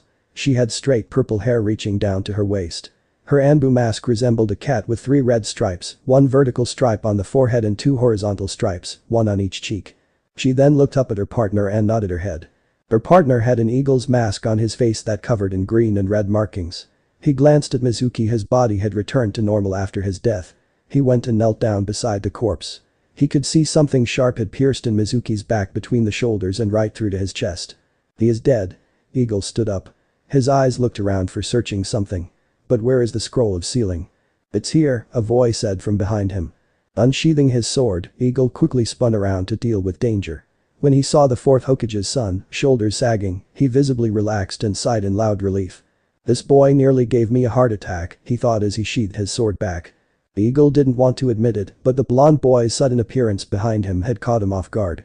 "So, what happened here?" he asked. Naruto handed the forbidden scroll of sealing to the Anbu and said, "That man was working for Orochimaru," he said, pointing his thumb at Mizuki's body. "He stole the forbidden scroll of sealing and tried to kill a fellow leaf ninja. In our fight, he drank something from this." He threw the vial at Eagle and turned himself into some kind of bipedal tiger monster. The Eagle studied Naruto, searching for any lie in his statement. He looked into the vial. A small amount of liquid still left in it. He looked at the boy again. "Very well," he said, pocketing it for further investigation. "Good job. Did you heal Iruka?" Kat asked as she walked toward them. The black smoke began oozing off of Naruto's body. "Yes, I did," he said, looking at her. "You did a good job healing him." "Thank you. But he still needs medical attention." "I am not a healer, so I am very limited in healing technique," Naruto said. He was slowly dissolving into the pitch black smoke. "Goodbye." He then puffed out of existence. "That boy reminds me of Itachi Uchiha," Eagle said. "He's emotionless and genius just like him." Pat nodded.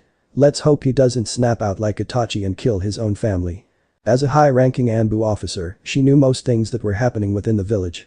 She knew about the strained relationship between Hokage's family and their son. The boy hated his own family. She couldn't blame the boy. She would have done the same thing if her family had been responsible for sending her 6 months in the coma.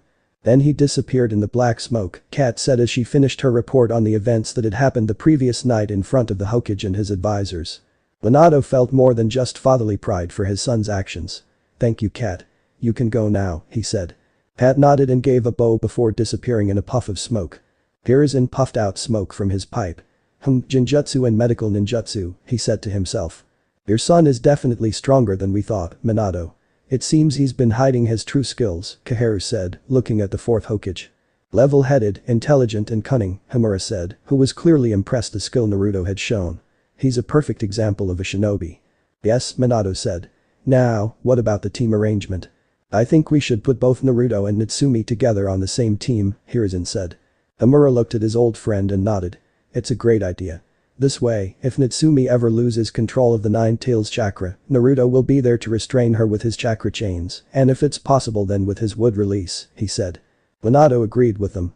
Suppressing a tailed beast chakra is difficult, not impossible, he said. But we have to assign a good instructor who can help Naruto to fully grab his wood release ability. And there is only one person who can do that, the third Hokage said. Tenzo, Koharu said. She was one of a few people who knew about him. Minato said I will speak with him. I'm sure he'll be happy to give Naruto his private lesson. Hiruzen pulled the pipe from his mouth and blew out a small puff of smoke. It's a very nice idea. It will keep his wood release power secret for now, he said. Anyway, let's start forming other teams first, Minato said as he gave a signal. The Chunin brought a stack of papers inside and put them on the desk. After giving a bow to his superiors, he left. Koharu picked up the first paper. The first team is Team 10. This team will work under Asuma Sarutobi. Ino Yamanaka, Shikamaru Nara, and Choji Akimichi will be on this team. The next generation in the Ino Shikacho trio, Hiruzen said, approving the choice. He released a cloud of smoke from his pipe. Homura adjusted his glasses and read the next paper. Team 9 is still active. He put that paper aside and picked up the next paper. Kiba Inuzuka, Hinata Hyuga and Shino Aburam, they will become Team 8. Kurana Yuhi will lead the team. This team can become a great tracking team with Hyuga clan's Byakugan, Aburam clan's bugs, and Inuzuka clan's dogs, as well as their own heightened sense of smell, Minato said. We've some problem with Team 7, so keep it for later, Koharu said, putting Team 7's paper side. She took another paper. Now for Team 6. Far away from the Leaf Village, in a deep forest, Naruto was seated on a rock. Legs crossed, back straight, he was in a calm meditating position. The place around him was filled with wildlife and nature, there were plenty of trees and animals around. He made numerous hand seals. Wood release. Nativity of a world of trees. All around him, plants started to grow. Not small plants, but giant, tall, and beautiful trees whose roots shot out of the ground into the air, crushing and merging with old trees in the forest. As they branched out, they formed leaves and caves beneath their bases. One such root burst out of the ground beneath him, lifting him off the ground. Still not good, Naruto muttered himself, and he went for another set of hand seals. Does anyone have a problem with arranged teams? Koharu asked. No one protested or said anything. Accepting no one had a problem, she picked up remaining paper. Now, there are just 4 students left. First 2 are your children, Minato. She took first 2 papers and placed them on one side of the desk. Another student is Sasuke Uchiha. She placed his paper next to Naruto and Natsumi's papers. The final one is Sakura Haruno. She took the last paper in her hand, which was Sakura's paper, last in the line. What is in her report? Homura asked to know more about the girl. Hiruzen picked up Sakura's paper. She is among the top students in the class. Other than Naruto, she is the only student who has gotten full marks in all written tests, he said. She has also shown in great talent in chakra control. Naruto and Natsumi must be on the same team, Koharu said. And only Kakashi can teach Sasuke about the Sharingan. We could always put Sakura on a different team, Homura suggested. No, that isn't necessary. I think I have a much better solution, Minato said suddenly, catching his advisor's attention. What's in your mind, Minato? Hiruzen asked. Put all of them on the Team 7, Minato said, shocking everyone. He quickly held his hand up, stopping Homura and Koharu from saying anything. This team is going to be our assault and frontline combat team. An assault and frontline combat team? Hiruzen repeated. Neither he nor his old teammates understood what Minato was trying to say. Being a Jinchuuriki since the day of her birth as well as a descendant of the Uzumaki clan, Natsumi alone possesses a massive amount of chakra. She can easily take a position of a powerhouse of the Team 7, Minato said. I know Sasuke hasn't activated his bloodline Sharingan yet, but after activating it, he can become a ninjutsu specialist of the team. As for Sakura, putting her on this team may not seem like a good idea, but with her natural talent in controlling chakra, she does have the capability to become a medical nin. We all know how a medical nin is helpful to a team. He paused to let the information to sink in. The last is my son Naruto. He has shown a natural talent in most of shinobi arts. He is equally smart and cunning. With those qualities, he's suitable for a position of brain of the team. If you put that way then it'll be a great team, Hiruzen said. He had liked Minato's idea. Yes, but leading a team of fully trained ninja and leading a team of 4 freshly graduated genin is 2 separate things, Minato. Kakashi will also have to teach all of them. Can he handle it? Homura asked. I'm sorry but I don't think this is going to work. Homura had no doubt Kakashi was one of the best ninja the Leaf had ever produced. But Kakashi was also one of the laziest people he'd ever known. Maybe, Kakashi can't handle this team on his own, but with the assistance of another Jounin, this plan will work, Minato said. Kaharu asked, you mean another Jounin instructor? Hiruzen puffed once more and removed the pipe from his mouth. Who is on your mind? He asked Minato.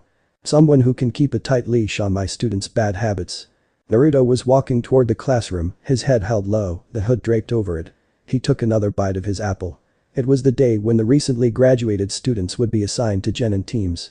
He calmly strolled into class and threw away the remains of his apple in a dustbin that was at the corner of the room. He walked toward his desk. He looked around and spotted Shikamaru Nara sleeping in his seat. Without disturbing him, he walked toward his own seat. Sitting down in his seat, he crossed his arms over his chest and closed his eyes, being decided to get some more rest. A loud screaming woke Naruto up from his sleep. The first thing he saw when he opened his eyes was Sasuke kissing a brown-haired boy from the class. Everyone in the classroom and Sasuke's fangirls were looking at the scene in front of them with wide eyes. I didn't know Sasuke plays for the other team, Naruto thought. Take note, maintain a very long distance between us. Both boys jumped away from each other and began to spit out the taste of each other's lips. Unfortunately, for the brown-haired boy, Sasuke's fangirls did not take well to the fact that he stole their Sasuke-kun's first kiss from them. They proceeded to beat the poor boy to a bloody pulp for the next few minutes, which only ended because of the arrival of Iruka. Alright class, take a place, no one paid Iruka any mind and continued their talking and playing. I said sit down. He roared using his demon big head jutsu, which was not technically a jutsu, but his job was done as all of them immediately took their seats. He cleared his throat and looked to his class. There wasn't any weakness in his voice, nor was he showing any signs of yesterday's injuries. Today. Iruka-sensei. Sakura interpreted, holding her hand up. Yes Sakura. She stood up from her seat and asked, where is Mizuki-sensei? Well, Iruka said. He and the Hokage had come up with an excuse to cover up the Mizuki death. He is on a long-term top-secret mission, and I can't tell you about it. Because if I tell you I'll have to kill you. It was truly a lame excuse, but its job had done. It scared Sakura. At that point she nodded her head fearfully without asking any more question and took a place on her seat. Now class, he started one of his boring speeches about ninja life. Itsumi looked at her twin brother out of the corner of her eyes. She knew that what her sensei had said was a big lie. The last night, she had accidentally heard her parents in the hallway talking about Mizuki-sensei. The silver-haired academy teacher wasn't on some kind of long-term top-secret mission. He was dead and it was Naruto who had killed him for his treason. I hope you to do your duties with the utmost diligence and not to dishonor your village. From now on, you'll be placed in teams under the tutelage of your Jounin-sensei. Team 1 Iruka began. Both Sasuke and Naruto's fans were waiting who among them would end up one of their squad. There were many possibilities. Team 7 is Haruno Sakura, Sasuke Uchiha. Iruka winced as he heard the little banshee screaming in victory. Natsumi Uzumaki and Naruto under Jounin Kakashi Haddock and assistants Kushina Uzumaki. Iruka paled as he was struck by a feeling of utter dread. He looked to see Naruto's cold stare. He swallowed a lump in his throat and continued shakily to declare the other teams. Naruto really wanted to slam his head into a table or something. I can't believe it. He thought. How come every time I try to keep my distance away from Uzumaki family, Minato always does something that sticks them with me? Sasuke was also clearly unhappy for being saddled with Sakura. He had no problem with his other two teammates, but that useless fangirl was the one he disliked. Sakura was cheering inside her mind. It was her dream to end up together with her Sasuke-kun. It was common knowledge that genin were put in 4-man cells or squad, consisting of 3 genin and a Jounin sensei. However, her team constituted an exception. It was a 6-man cell. 4 genin and 2 Jounin sensei. My love for Sasuke-kun is strong enough to make Hokage-sama bend rules for me, she thought. Another Sakura appeared in her mind. She looked exactly like Sakura, except she was in inverted colors, the gray body color with white lines. She had wide eyes and kanji of inner Sakura on her large forehead. Humping her fist in the air, inner Sakura shouted, when love is eternal, even God bends its rules. Itsumi was grinning. She was happy. She was placed on the same team as her brother and mother. They were going to be together most of the time and she might be able to reconnect with her brother. It appeared that the only ones satisfied with the team were girls. Naruto suddenly stood up from his seat and started to walk toward the exit, shocking many students. "Where are you going, Naruto?" Haruka asked. Naruto was a real mystery, not just to him but everyone. Nobody could guess what was going through his mind. "It's obvious. I'm leaving," Naruto said, stopping in his tracks. "What about your team meeting?" "One of my sensei is Kakashi. You're already aware of his reputation. I'd rather use this time for training than sit here and do nothing."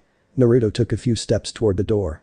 "And please, tell my teachers I'm outside one of the academy training ground," he said before he walked out of the classroom and closed the door behind him. Within an hour, all the teams were picked up by their sensei, with the exception of Team 7. They were sitting in the classroom and waiting for their own sensei to pick them up. "So I'm on the same team with a worthless fangirl and the 4th Hokage's children. At least they won't be a total waste of space like her." Sasuke glanced at Sakura before looking at Natsumi. He then thought about her brother. "And I've someone who can possibly challenge me. Let's just hope that this Haddock and the 4th's wife can teach me useful things that can help me against him." Meanwhile, with Natsumi, the girl was thinking about her current team. "Okay, I'm with Mom, Naruto Nai-chan, and Kakashi Ani-san. Thank you Dad," but she looked at Sasuke and then Sakura, "But why did you put the class emo and his fangirl on my team?" "Sure, I can put up being with the Uchiha, but Sakura I don't like her." "Where are they?" Sakura cried, having gotten sick of waiting. She was just trying to vent some of her frustration from waiting, as well as having Sasuke neglecting her the whole time. "Sakura, please keep your voice down," Natsumi said, rubbing her ears. Being Jinchuuriki, she had heightened senses, which were sometimes pain in the ass to deal with. "Kakashi was my father's student. He's always late for at least 2 hours, and it is a common belief that Kakashi Haddock will be late for his own funeral." Both Sakura and Sasuke stared down at her as if she had grown a second head. A tick mark appeared on Natsumi's face. "It's true, but don't worry, my mom can handle him." As Natsumi finished the sentence, twin puff of smoke erupted in the room, drawing their attention to it. When they cleared, both jounin appeared in front of them. The first one was Kushina Uzumaki, wearing the standard uniform, which consisted of a simple black suit with a standard flak jacket, black pant, strapped-up sandals and leaf forehead protector on her head. Her long red hair was tied back into a ponytail with bangs both sides of her face. Their attention went toward the man standing next to her. This man was Kakashi Haddock. His hair was not white, but had more of a silvery hue to it. He wore the regular attire of anyone in the regular forces of the Leaf. On his hands were short metal-plated gloves. He wore his forehead protector on a simple navy blue band, tilted to the left to cover his left eye, and half of his face was covered by a navy blue mask. "Yo." Kakashi greeted them with waving his hand. "Sorry, we were late. We were lost on the road of life." Everyone's sweat dropped at his lame excuse. It was, of course, obvious that he was lying. "Kakashi." Kushina shouted as she whacked him on the back of his head. "You're the reason we're late." "Sorry, Kushina-senpai," Kakashi said, rubbing his head. "She still hits hard."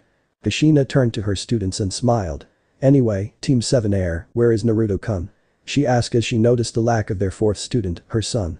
"Naruto Nai-chan is outside," Natsumi answered her mother's question. Kushina nodded and said, "Let's go to get him." Both teachers put their hands on their future students' shoulders and disappeared in puffs of smoke. They all appeared in the Ninja Academy training ground. Both Sasuke and Sakura felt a little dizzy, but it began to fade. Unlike her teammates, Natsumi was perfectly fine. She had already gotten used to her father's the Flying Thunder God Jutsu, which was more powerful and faster than the Body Flicker Jutsu. "It's just temporary. You'll get over it soon," Kushina said. Sasuke and Sakura nodded as they already started to feel good. "What the hell has happened here?" Natsumi shouted, catching others' attention toward her. They quickly followed the line of her gaze and saw the condition of the training ground. It was torn in many places, filled with numerous small holes and cut marks. "Interesting," Kakashi said, watching Naruto practicing his Kenjutsu katas. The blonde boy's movements were fluid and quick, making him look almost like he was practicing some deadly dance. "He is good. I didn't know he is this good in Kenjutsu," Kushina said in a slightly depressed tone. Kakashi couldn't help but feel sorry for her. Being close to the Hokage's family, he knew that the relationship between his sensei's family and Naruto was non-existent. Putting Kushina and Natsumi on the same team with Naruto, Minato was only trying to repair the relationship between them. He looked back at Naruto and couldn't help but think that the boy was the perfect example of a shinobi. He was intelligent, calculating, and secretive, but he was also dark and lonely. The primary qualities were good to have, but when connected to the last two, it could form a very dangerous combination. Best examples of that were Orochimaru and Itachi Uchiha. "So what can I do for you?" The voice caught everyone off guard. They quickly whirled around, looking back in the direction of the voice. They saw another Naruto standing on the top of a tree branch. "What?" Sakura shouted in disbelief. She turned back and saw the first Naruto still practicing his Kenjutsu katas. "A clone?" Sasuke guessed. "No, Sasuke. It's a Jinjutsu," Kakashi said. "And a very good one." "Correct," Naruto replied as he jumped down from the tree and landed on the ground without making any sound. "It's a Jinjutsu." With that said, other Naruto in the training grounds faded from the view. Natsumi asked, "But when did you cast it?" "The good shinobi never reveals his secrets," Naruto told her. He looked at their faces, both Natsumi and Sakura were looking at him with expressions of awe. Kushina was looking at him with a pride. Sasuke, he was staring at him with some jealousy as he realized just how strong he really was. He turned his head to Kakashi and saw no expression on his face. I really wanted to see his expression, Naruto though. "Okay, you four, meet us on the roof in 10 minutes, Kakashi said. Both teachers used the body flicker jutsu to disappear in puffs of smokes. Without saying anything to the others, Naruto turned himself into a pitch-black smoke. The smoke dissolved into the air, leaving Sasuke, Natsumi, and Sakura alone in the training ground. "See you guys up there," Natsumi said as she ran toward the academy. After seeing this, Sasuke frowned, but he quickly decided to go up to the rooftop, where he left the ground with Sakura following behind him. When Sasuke and Sakura arrived on the rooftop, they found Natsumi sitting on a stone bench. She was looking at the scene in front of her with an amused expression on her face. Kushina stood, holding up an orange book in her hand. In front of her was Kakashi, who was attempting to take the book away from Kushina. Finally, there was Naruto. He was leaning against the wall and reading his own book, ignoring everything that was going on around him. "Please, Kushina-senpai," Kakashi said, kneeling in front of her. "This is the first edition and signed the copy of Icha Icha Paradise." "Kakashi," Kushina said, releasing a small amount of her killing intent. "I'll burn you and your every book if I ever find you reading this trash in front of my children or students again." "Got it." Kakashi gulped and gave a fearful nod. "Good." She threw the book at him. She absolutely hated these perverted books her husband's teacher wrote. Kakashi quickly caught the book and put it in his flak jacket's pocket. He didn't want to make Kushina angry. The last time when he had made her angry, she had tied him up with a chakra-suppressing rope and left him hanging upside down on the tree. The thought of that time still made chills run up and down his spine. He still had nightmares about it. Sakura and Sasuke sweat dropped. Is he really a jounin? They thought before they sat down next to Natsumi. Seeing drama was over, Naruto snapped his book close and took a seat next to Sasuke. Kakashi and Kushina sat on the steps, which were opposite side of their students. "I think we should get to know each other better first. Let's start with telling your name, what you like, what you dislike, and your dreams for the future and your hobbies," Kakashi said, looking at his future students. "How about you go first, sensei, so we know what we have to say," Sakura said to Kakashi. "Alright then, I'm Kakashi Haddock. I have no desire to tell you my likes and dislikes, my dreams for the future. As for my hobbies, I have lots of hobbies." The only thing we learned about him was his name, Sakura and Sasuke thought. Natsumi sweat dropped. Seriously, Kakashi Oni-chan is too lazy to even tell about himself to others. As usual, Kakashi and his secretive attitude. Kushina knew that Kakashi didn't like people knowing too much about him. "Kakashi Haddock, you are a very secretive person, aren't you?" Naruto thought, carefully eyeing the silver-haired jounin. "Well then, please allow me to tell them about you," Naruto said, catching everyone's attention on him. "Listen carefully, because I'm not going to repeat myself. Kakashi Haddock is the son of Tsukumo Haddock, a genius renowned as White Fang." At the mention of his father's name, Kakashi winced slightly.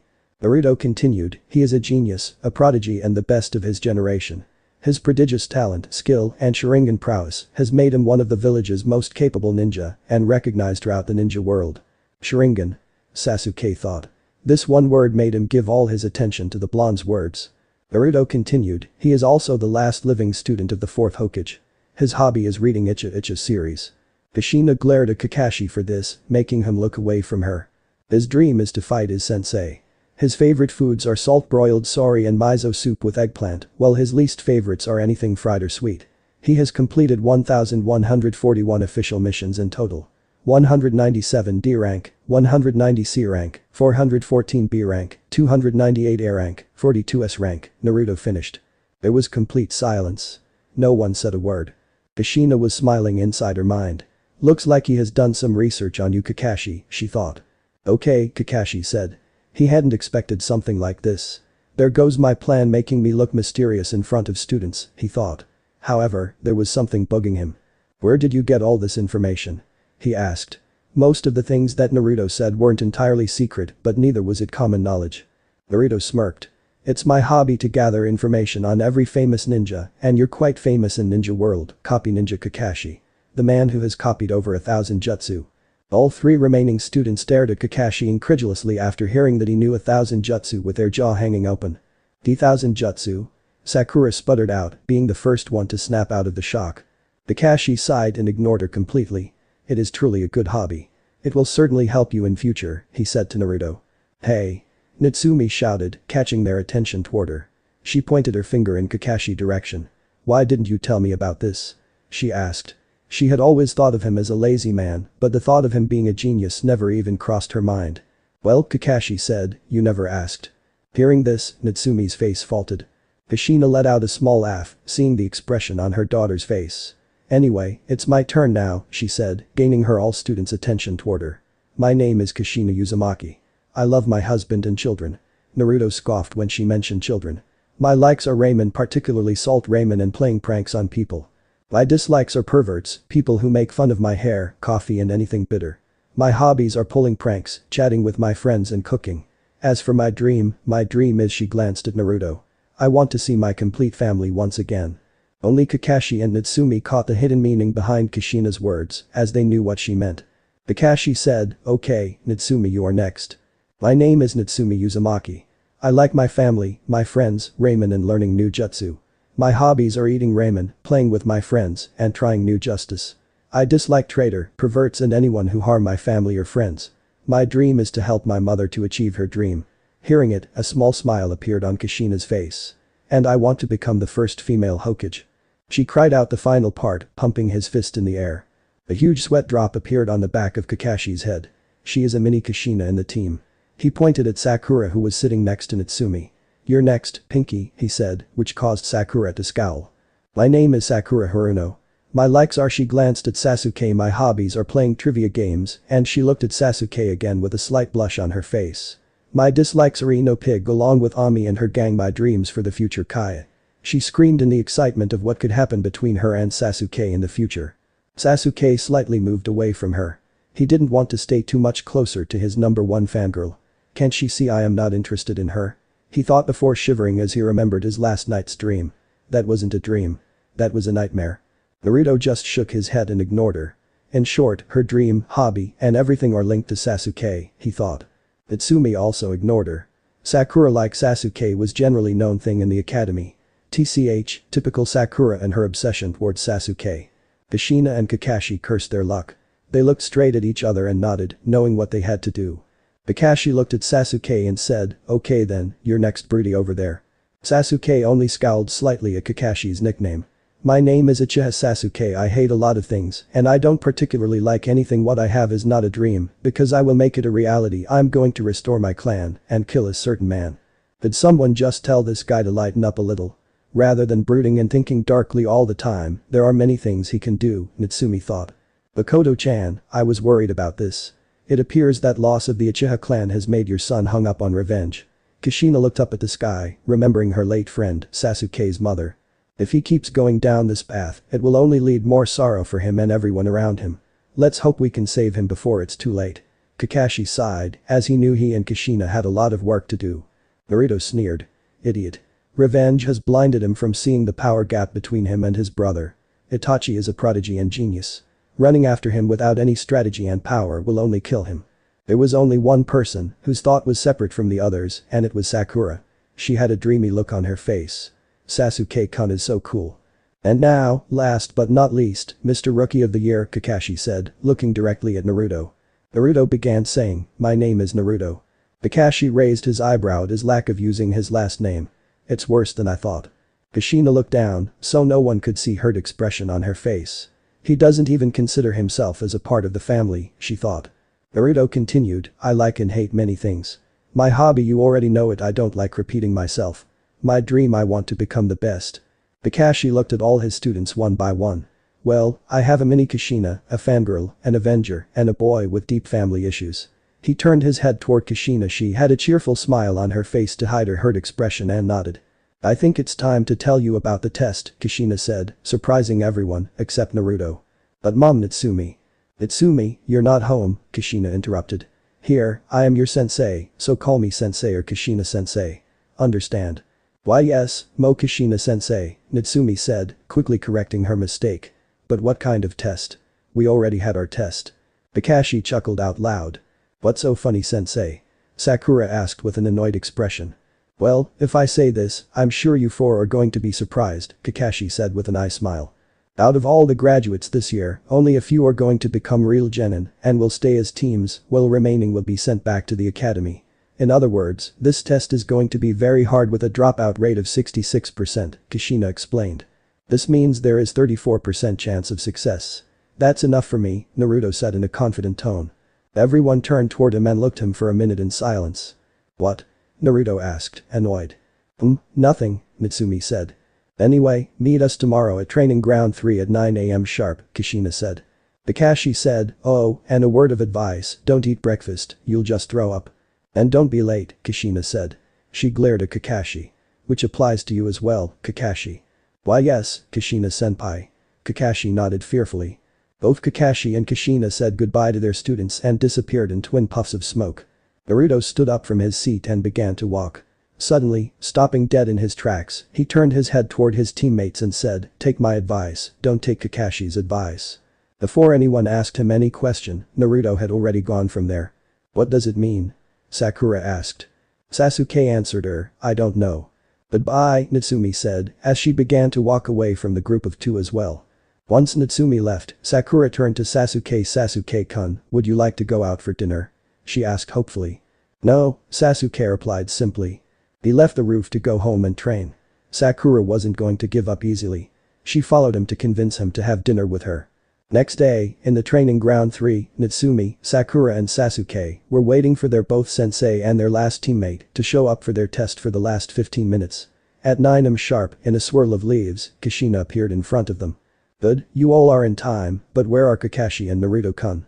She asked, noticing their absence. Suddenly, there was a puff of smoke next to Kushina and Kakashi appeared there. Checking his clock, he sighed in relief. Yo, he said, greeting Team 7 and Kushina. Kakashi? Kushina said in a surprised tone. She looked Kakashi and then quickly checked the time. She looked up at Kakashi again and checked for any genjutsu. She found it nothing. You're on time. Because I do not wish to die, Kakashi muttered under his breath. Did you want to say something, Kakashi? Kushina asked dangerously as she narrowed her eyes at him. Nothing, Kushina senpai. Good. Kakashi sighed in relief. Anyway, where is Naruto? He asked when he saw only Natsumi, Sakura and Sasuke present there. I'm here, a voice came behind Kakashi, causing him to move around in surprise. The silver-haired man's eye winded when he saw Naruto. How the hell did he sneak up on me? He observed the pale blonde-haired boy. Is he really that good, or am I just losing my touch? Both things are troubling me. Alright everyone, here is the test, Kushina said, getting everyone's attention. Kakashi. Oh well. Kakashi said. He walked over 3 stumps wooden posts and put a clock on it. Your task is getting a bell from Kakashi before noon, Kushina said. Kakashi pulled out 3 bells from his ninja pouch. Those that don't get a bell will be tied to one of the wooden posts, she pointed at wooden posts, and we'll eat lunch in front of the Mo, and we'll be sending you back to the academy. Sasuke glared at Kakashi. So telling us not to eat breakfast was for this. Sakura held her grumbling stomach. Thank goddess, I took Naruto Nai-chan's advice. Natsumi smiled. She had eaten a lunch before coming here for the test. Why are there only 3 bells if there are 4 of us? Sakura said. Well, Sakura, this way we can send at least one of you back to the academy, Kakashi said with a smug smile. So come at me with the intent to kill. Begin. 4 figures 3 genin and 1 jounin blurred out of existence while one stayed there. Kakashi sweat dropped. Naruto, the test has begun. He sent a curious glance at the young boy. They're good, but they can be better. Sasuke and Natsumi are up in the trees, while Sakura is under the foliage. Even though I'm standing next to him, I can barely sense Naruto's presence. He's good. Truly a prodigy, as academy teachers said. I know, Naruto replied, the sound of his voice calm. But I want to say, this is an interesting method to test teamwork. Both Kakashi and Kushina, she was hiding behind a tree to observe her, and Kakashi's future students were surprised by this. It was the first time someone had found out the true meaning of the bell test. You got your quick analyzing mind, Minato-kun, Kushina thought. A small smile appeared on her lips. So he figured out the meaning behind my test, impressive, Kakashi thought without taking his eye from the boy. So what are you going to do, Naruto? he asked. Naruto smiled and said, for now nothing. Suddenly, Kakashi felt something in the air like something was off. A Jinjutsu, he muttered. He made a hand seal. Kai. He watched Naruto in front of him faded away, showing that he had been taken with an illusion. Kakashi smiled under his mask. Minato-sensei, your son is good. Natsumi was up on the tree, looking at Kakashi. Okay, think Natsumi. There are only 3 bells, and we need them before noon to pass the test. However, against an experienced jounin like Kakashi, this is pretty much impossible for fresh out of the academy genin like us, she thought. And why are there only 3 bells? Her eyes widened as she remembered something. In our line of work, teamwork is the most important factor for the success of a mission, Minato had said to 10-years-old Natsumi. Those bells are used to put us against each other. They want to see if we can work out our differences and work together. Natsumi smiled as she finally put all clues together. She closed her eyes and a deep breath, just trying to calm her nerves. Okay, I know Sakura is under the bushes on my right and Sasuke is on a tree on my left, but where is Naruto Nai-chan? Suddenly, a scream caught her attention. She acted quickly. Jumping off the tree, she ran toward bushes in the direction she assumed the voice had come from. Upon arriving there, Natsumi saw an unconscious Sakura lying on the ground. She instantly ran toward her, knelt down beside her, and checked her condition. A Jinjutsu, she told to herself. Placing her front finger on Sakura's forehead, she pumped a small bit of chakra into her. After a few seconds, Sakura's eyes quickly fluttered open. Sasuke-K, she cried out. Baruno, shut up. Natsumi said.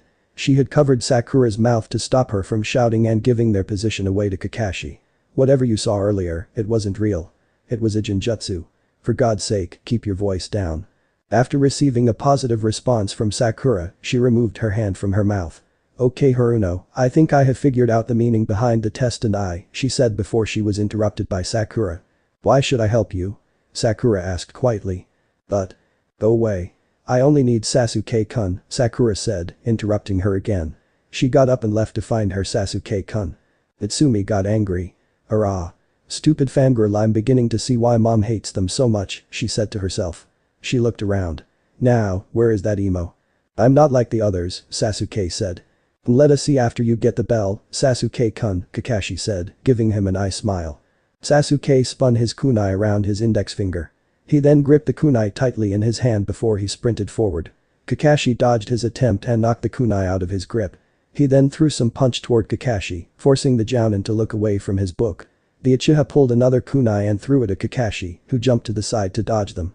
There's no use in just using normal attacks, the silver-haired jounin said lazily. Sasuke smirked. The kunai he had thrown cut a rope, activating a trap. Several shurikens flew toward Kakashi's direction. A trap? Kakashi said as he slid along the ground, making shuriken to hit a tree that next to him. He jumped up and stood on his feet. Sasuke went behind Kakashi and kicked him. The ex-Anbu blocked the kick with both of his hands protecting his chest. Sasuke twisted his body downward. His finger faintly brushed the bell, making a trang. Kakashi's eyes widened and he forcefully pushed the Uchiha away from him before jumping backwards. I gave you that, you are not like the other. And Sasuke smirked. The cocky boy formed hand seals, ending with a horse and tiger sign. He inhaled deeply. High release. Grand fireball jutsu. Kakashi's lone eye winded. What? A genin shouldn't have enough chakra to do this. Sasuke put his right hand to his mouth and exhaled. He blew out a massive amount of fire out of his mouth. The fire moved rapidly towards Kakashi and left him no time to dodge. Sasuke smirked before he swiped his nose with his thumb. When the fire cleared, there was no burning Kakashi in sight. He gasped and glanced wildly. Where did he go? Behind me? No, above. Where is he? He said to himself, frustrated as he lost Kakashi. I'm where you least expect me to be. Kakashi's voice came from under the ground. That was when Sasuke felt someone grab his ankles. Wah. The boy's eyes widened in fear and disbelief as he stared at Kakashi's hands. Earth style. Underground hunter jutsu. Within seconds, Sasuke was buried deep underground, leaving only his head above the ground. Kakashi got up from the ground and crouched down looking at the boy. Kakashi stood up and he turned and walked away. He said, good try. Your talents are exceptional, but not good enough. Kakashi opened the book in the middle and walked away from the Uchiha. Kakashi stopped, looked up at Natsumi from the book. I was wondering when you would come out, he said. Sorry, I just had to get you alone, Natsumi said, getting into her taijutsu stance. Well, then come at me with the intent to kill, Kakashi said in a lazy tone. After getting his ass kicked by Kakashi, a humiliated Sasuke Uchiha was struggling to get out of the ground. Natsumi came out from behind one of the surrounding trees. "Hello Sasuke, how are you doing down there?" she asked. The last Uchiha glared at her while trying to get out of the ground even harder than before. "If you want I can help you." "Go away, idiot. Uchiha elite like me doesn't need your help," Sasuke replied with an arrogant tone. A tick mark appeared on Natsumi's forehead. "Then go to hell," she shouted before disappearing in a puff of smoke. From her hiding spot behind a tree, Kushina saw everything. So, Natsumi-chan has also found out a true meaning behind the test. Damn arrogant bastard. "I guess I have to wing it," Natsumi cursed under her breath when a clone's memory suddenly surged into her mind. She ran toward Kakashi and tried to kick him only to miss. "He's fast." She spun around and throwing a punch toward Kakashi only for the Jounin to block it. For a few minutes, Kakashi was blocking and dodging Natsumi's strikes. Natsumi saw a small opening, but just before she could take advantage of it, Kakashi blocked the strike by catching Natsumi's elbow with his left hand. In an impressive feat of flexibility and agility, Natsumi pushed herself away from Kakashi. "Let's do it," she said, making a single hand seal. Shadow Clone Jutsu. 4 clones of the girl appeared in a cloud of smoke and surrounded Kakashi. They all charged at him. Kakashi dodged their attacks without any difficulty. Shadow clones, wasn't expecting that from a genin. He went and started dispelling all her clones, trying to find the real Natsumi. When all clones puffed out, he found the real Natsumi. "Are you done yet?" he asked. Kakashi's danger sense went off. He turned around just in time to see a dozen shuriken flying toward him. He quickly dodged all lethal weapons. He looked up to meet his attacker. "Naruto." "Hello, Kakashi-sensei," Naruto said standing on top of a tree branch. Naruto jumped off the tree and fell on the ground in a crouch. Immediately after that, a wave of black chakra chains erupted from the ground, causing Kakashi to curse. The 4th student leapt back and began dodging all chains. So rumors are true. He inherited the special chakra from Kushina, Kakashi thought while trying to dodge the black chains. Natsumi watched the scene before her with pure awe. She had never seen anything like it before. She knew her mother could use chakra chains like her brother, but she never saw her using it. "Wow. That's so cool. I wish I could do that."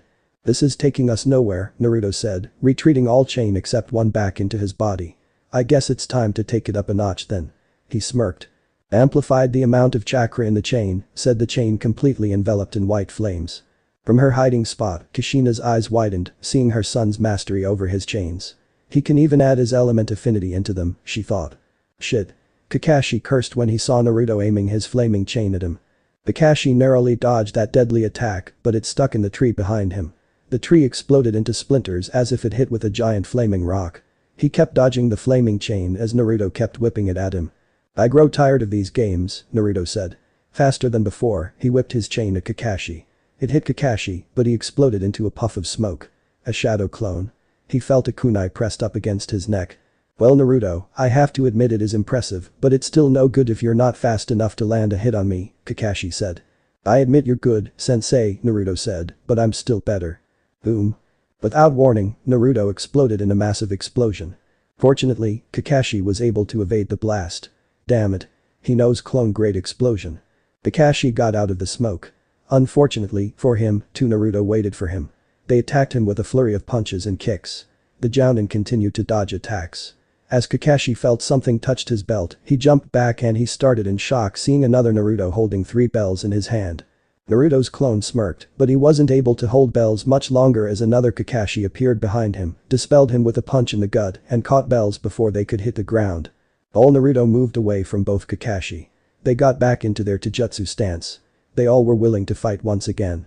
But the alarm clock rang, signaling the end of the bell test. "The time is up, Naruto," Kakashi said. "You've failed to get a bell from me." No comments, the real Naruto said as his all clones exploded into clouds of smoke. "Come with me," Kakashi said. He dispelled his clone and pulled out another orange book. They walked in silence and came where 3 stumps lined side by side. Kushina, Natsumi, Sakura and Sasuke were already there. Naruto took a place next to the post on the side of Sasuke, while Kakashi stood next to Kushina. He had already put his book back in his pocket, knowing Kushina would skin him alive if she saw him with the book. "I watched all of you and I believe that there are no reasons for any of you to go back to the academy," Kushina said, carefully looking at each genin. Sasuke smirked. Sakura cheered, beaming, considering she had done an excellent job. Natsumi narrowed her eyes at her mother, not believing her. Naruto didn't show any visible reaction. Instead of we think you should stop being a ninja, Kushina added in a cold voice. Kakashi nodded his head in agreement. Sasuke's smirk was replaced by anger. Sakura's beaming smile switched to disbelief. The twins didn't show any reaction. Kakashi asked, do you know the true meaning of the test? What? What's meaning? I thought we only had to get a bell, Sakura asked. The teamwork, Natsumi said. Sasuke and Sakura stared at her. She is correct, Kushina said. Individual skill is important to a ninja, but what's even more important is teamwork. Sakura, she pointed at the pink-haired girl, instead of accepting Natsumi's help, you were only thinking about Sasuke, who was far away from you. She turned to Sasuke. And you, Sasuke, you slapped away Natsumi's offer of help and dismissed her advice without listening. She looked straight at Kakashi, who nodded his head, as he knew the strained relationship between her and Naruto. Therefore, it was up to him to tell Naruto his faults. Kakashi turned to Naruto and said, Naruto, you knew the meaning behind my test from the beginning. Nevertheless, instead of assisting them, you just chose to watch them. Why? Because unlike someone, I didn't want to waste my time, Naruto said, looking Natsumi from the corner of his eye. Kakashi narrowed his lone eye at the blonde. Naruto, you are a shinobi of the leaf, and here, we value teamwork and friendship. I don't believe in them, Kakashi. They are meaningless to me. It makes you weak and makes you make stupid decisions. I will not be weak. Kakashi looked at his sensei's son. The mask was hiding his surprise expression very well. He is colder than Sasuke. However, I already know the benefits of a team and teamwork, Naruto finished.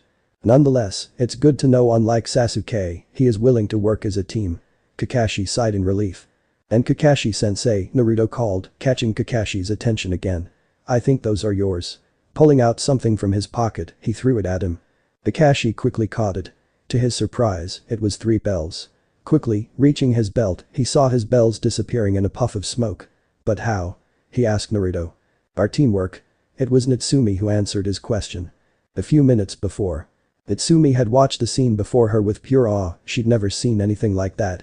She knew her mother can use chakra chains, but she never saw her using it. Wow. That's so cool. I wish I could do that. She was impressed by his display. However, he can't do it all alone, I'll have to help him. Before she could do something, a familiar voice stopped her. Don't do anything stupid.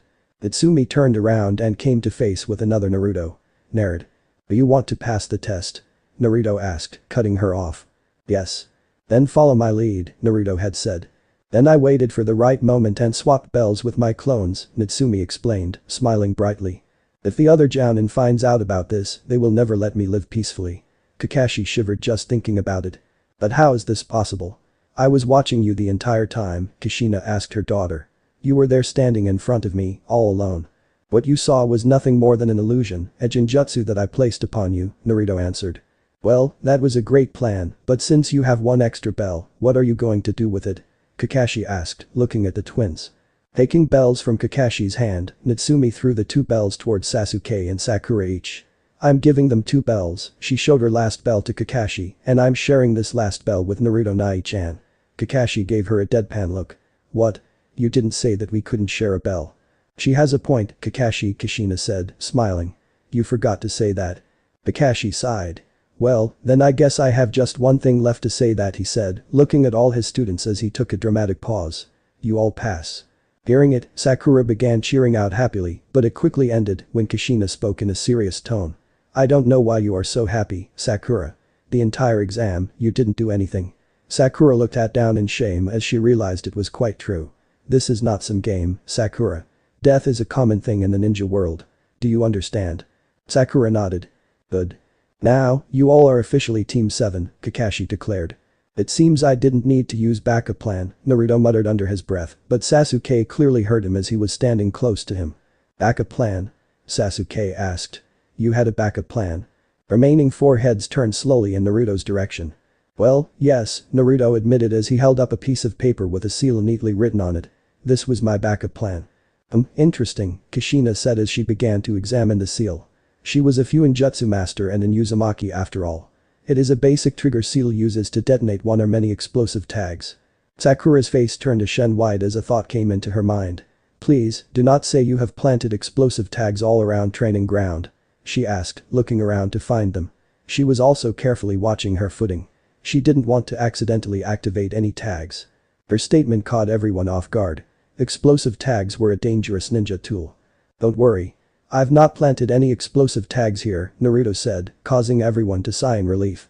I've planted them into Kakashi's home, especially all over his favorite books.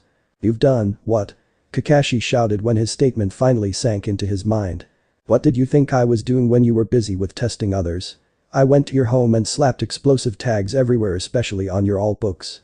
Everyone knows they are your weakness, Naruto said. If my original plan had failed, then I would have used those tags to force you to pass us. There was an absolute silence as everyone absorbed the information that Naruto had revealed. Kakashi quickly made the necessary hand seals for the body flicker jutsu and disappeared in a puff of smoke. What the hell just happened to him? Natsumi asked. He didn't even say goodbye. Kushina shook her head. He's gone to his home to save his precocious books, she said with disgust. Sakura looked at Naruto and asked, was your backup plan really necessary? Sakura, not everything always goes the way we planned, Naruto said. That's why having a backup plan set before anything goes wrong is one of the most important tasks. Okay, Team 7, pay attention, Kushina said aloud to gain her students' attention on her. Meet me here tomorrow, same time, same place. You're all dismissed except Natsumi and Naruto. Sasuke said. He turned around and walked away slowly while his loyal fangirl followed behind him. Natsumi sighed as she watched Sakura following Sasuke like she always did. She will never change. What do you want? Naruto asked coldly after he made sure Sasuke and Sakura left. Kushina said, Naruto-kun, if you want to speak about earlier, then don't bother, Naruto said, cutting her off. As a leaf shinobi, I helped her. There wasn't anything personal. Naruto-kun, listen to me, Kushina said. I want to talk about your chakra chains. What about them? You have already seen it, I don't your help. I'm much better at using them than you. I can see that, Kushina admitted. But how did you add your element affinity in them? I tried it with my water affinity but it didn't end well. Did she just ask my advice? Naruto thought as he just stood there confused. He had never seen anything like that coming. He had half expected she would ask him about his chains but not this. He shook his head to clear his thought. Well, your answer is always front of you, Naruto said. He turned around and took a few steps forward. With each step he took, tendrils of black smoke began to dance beneath his feet, gathering and coming apart unnaturally. Your chakra control. You need a very good chakra control to make chains using your element affinity. While too much chakra will break your chains, the low chakra will make them weak. The balance is the only way. It's very difficult to control. I can only add my element affinity into a single chain. Black smoke warped around Naruto and slowly started to dissolve into the air, leaving no trace of him behind. Mom, Natsumi said. She literally had stars in her eyes. Yes, Natsumi-chan, Kushina said, staring right at her daughter. When are you going to teach me the body flicker jutsu? I want to do that. She pointed at a place that had been occupied by her brother. Kushina's sweat dropped. Kids nowadays seem to focus more on flashy jutsu rather than getting the job done. The following night, together the Uzumaki family was celebrating the success of their children. It was only a little celebration, both Minato and Kushina had brought some gifts for their children. Congratulations on being a genin, Natsumi, Minato said as he handed a small box, packed in green cloth. Natsumi unwrapped the gift and then opened the box, causing her eyes to go wide. Inside was a three-pointed kunai. You're going to teach me the Flying Thunder God Jutsu, she shouted with joy and excitement. Minato scratched the back of his head nervously. He didn't want to burst her bubble, but it had to be undertaken. Sorry, princess, I can't teach you that jutsu yet. You do have chakra to use it many times, but don't have enough control to use it correctly. He pointed the three-pointed kunai that she was holding in her hand. It is just a little extra insurance. Only to use it in case of an emergency. Natsumi nodded, placing her father's kunai safely into the weapon pouch. She moved and gave Minato a hug. Thanks even though it's lame, she said, murmuring the last part under her breath. She released her father from the hug and looked straight at him with a hopeful expression. Hey, Dad, can you teach me the body flicker jutsu? She asked. Maybe, Minato said. What's wrong with kids these days? They prefer flashy jutsu over basics, he thought. This one is from me, Kushina said, giving her gift to her. It was long and wrapped in a red cloth. Please tell me, it isn't a demon wind shuriken? Natsumi asked after examining its eyes and length. No, my gift is not lame as Minato's, Kushina said. Minato's eye twitched in annoyance as he screamed in his mind. My gift is not lame. It's for her safety. Natsumi unwrapped Kushina's gift. Inside the long black box lay the most beautiful ninjato. It had a black sheath and blood-red hilt. On the hilt was carved a mythological bird, phoenix with a Uzumaki clan swirl in between its both wings. Natsumi removed the ninjato from its sheath. Her eyes moved over the blade to examine its beauty. The blade was thin and elegant looking, razor sharp and deadly. She traced the kanji of will of fire carved into the blade with her fingers. "Do you like it?" Kushina asked, smiling. Natsumi had lost in eyeing the beauty of the sword. "Yeah," she said. She gave his sword a few practice swings to get a feel for the weapon and found ninjato was perfect for her hand. "I love it. I knew you would love it. Thank Mom." Natsumi sheathed her sword, moved forward, and hugged her mother happily. Kushina wrapped her arms around her daughter and gave her a hug in return. "I believe that you are fully ready to learn Kenjutsu," she said, releasing Natsumi from the hug. "Thank you," Natsumi said, "but what about Naruto Nai-chan?" "Don't worry, Natsumi, we also have gifts for him," Minato said, smiling. "Anyway, where is he?" Natsumi answered, "I think he's in his room." Suddenly, they heard faint footsteps. They turned around to see Naruto. Minato smiled at his son. "Naruto, I have however," he cut himself off when he saw him carrying a backpack. "Where are you going?" "I'm leaving your home forever," Naruto said, making his way toward the front door. "What?" Kushina shouted, a tear forming in the corner of her eye and slowly falling down her face. "Naruto, this is your home," Minato said, trying to persuade his son. Naruto stopped in front of the door and turned slightly to look at Minato. "It's your home, Hokage-sama, not mine," he said. "Naruto, I forbid you from getting out of this house," Minato ordered. "You can't stop me from leaving, Hokage-sama. I'm not a child you can order around any longer," Naruto answered him back.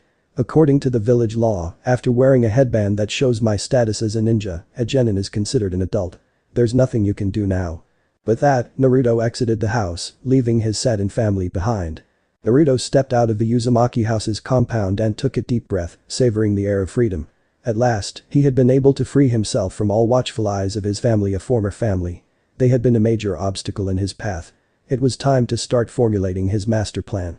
The blonde boy gathered some chakra into his feet and jumped to the next rooftop. He landed there in a crouch and then started jumping from roof to roof towards his new apartment. After jumping from one roof to another for several minutes, he slowed down when he came near his new place. He took a big jump and swiftly landed on the balcony. Naruto took a few steps forward, but something stopped him. His eyes drifted over to a small, dark empty space between the two buildings. He shook his head before returning his eyes back to the door. He withdrew a key from his pocket to unlock the door. "So Minato sent his pets to keep eyes on me," the boy thought as he pushed the door open and walked in. Naruto closed the door, turned a doorknob and channeled his chakra. A seal array materialized over the door, securing the whole apartment from unwanted eyes. He looked around. He had gotten everything he'd need in the small apartment. It had a small kitchen, a bathroom, and a bed. "So this is your new home," one of the White Zetsu's clones said, emerging from the apartment's wooden flooring. "But it's quite small, isn't it?" "It's not like I'm going to spend my whole life here," Naruto said, taking his backpack off from his back and placing it on the ground. He took the black cloak out and pulled it over his head. "Get ready. We're going." Naruto looked at a spot occupied by his sofa with his heterochromia eyes. A small crack formed in the space as a time-space portal opened. It got bigger and bigger in a few seconds, big enough to enter two people. Naruto stepped into the portal with the White Zetsu's clone following just behind him. Exactly half minutes after they had entered the first portal, Naruto and Zetsu's clone stepped out of the second portal. They had teleported to a very familiar place. "The Valley of the End," Naruto said. It was the place where the legendary two, Madara Uchiha and Hashirama Senju, had their final battle. The two had torn the earth itself apart and created the valley. The battle had ended with Hashirama victorious, Madara secretly escaping his death and going into hiding, and the nine-tailed fox being sealed within Hashirama wife, Mito Uzumaki. Naruto was standing on top of Madara's statue's head and looking at Hashirama's status. The statues of the two great shinobi had been built to memorialize that battle, with Hashirama on the side of the Land of Fire and Madara standing in opposition to symbolize his defection from the Leaf Village. Both were stood in the traditional shinobi sparring seal of confrontation, a protocol, before engaging in a formal duel. The waterfall flowing in between both statues was serving as a border between the Land of Fire and the land known as the Land of Sound. Naruto ran vertically down on Madara's statue and landed on the surface of the water. Moving towards the waterfall, he made some hand seals before slamming hands on the surface of the water. A blood-red seal materialized on the water surface. The water from the waterfall split into two, revealing a pitch-black hidden passage. "Aha! One of Madara's secret hideout," the White Zetsu said, as he emerged next to him. "Yes, but now, it's our secret base," Naruto said as he stepped inside. Zetsu chuckled and followed the blonde. They continued walking in the dark passage. When they finally came to the end, they found the large room. The moment they had entered, several seals had activated, illuminating a huge room. Naruto saw various weapons, a few hundred scrolls and books. They were everywhere, stacked vertically and horizontally, in wooden shelves and cases. Naruto went forward, pulled one book from one of a shelf, and read its title. Uzumaki Clan Secret Fuinjutsu. Interesting, he told himself, putting the book back in its place. So you have finally come here. Naruto quickly turned around and saw the person he had expected to see there. BBC. Amik. Sasuke was walking in a forest near the border of the Land of Fire. He was not exactly a kid anymore. He had grown up into a tall and handsome man, but he still had duck butt hairstyle. He was dressed in the standard uniform of the Leaf Anbu with an ninjato strapped to his back. He was the deepest part of the forest to search Itachi.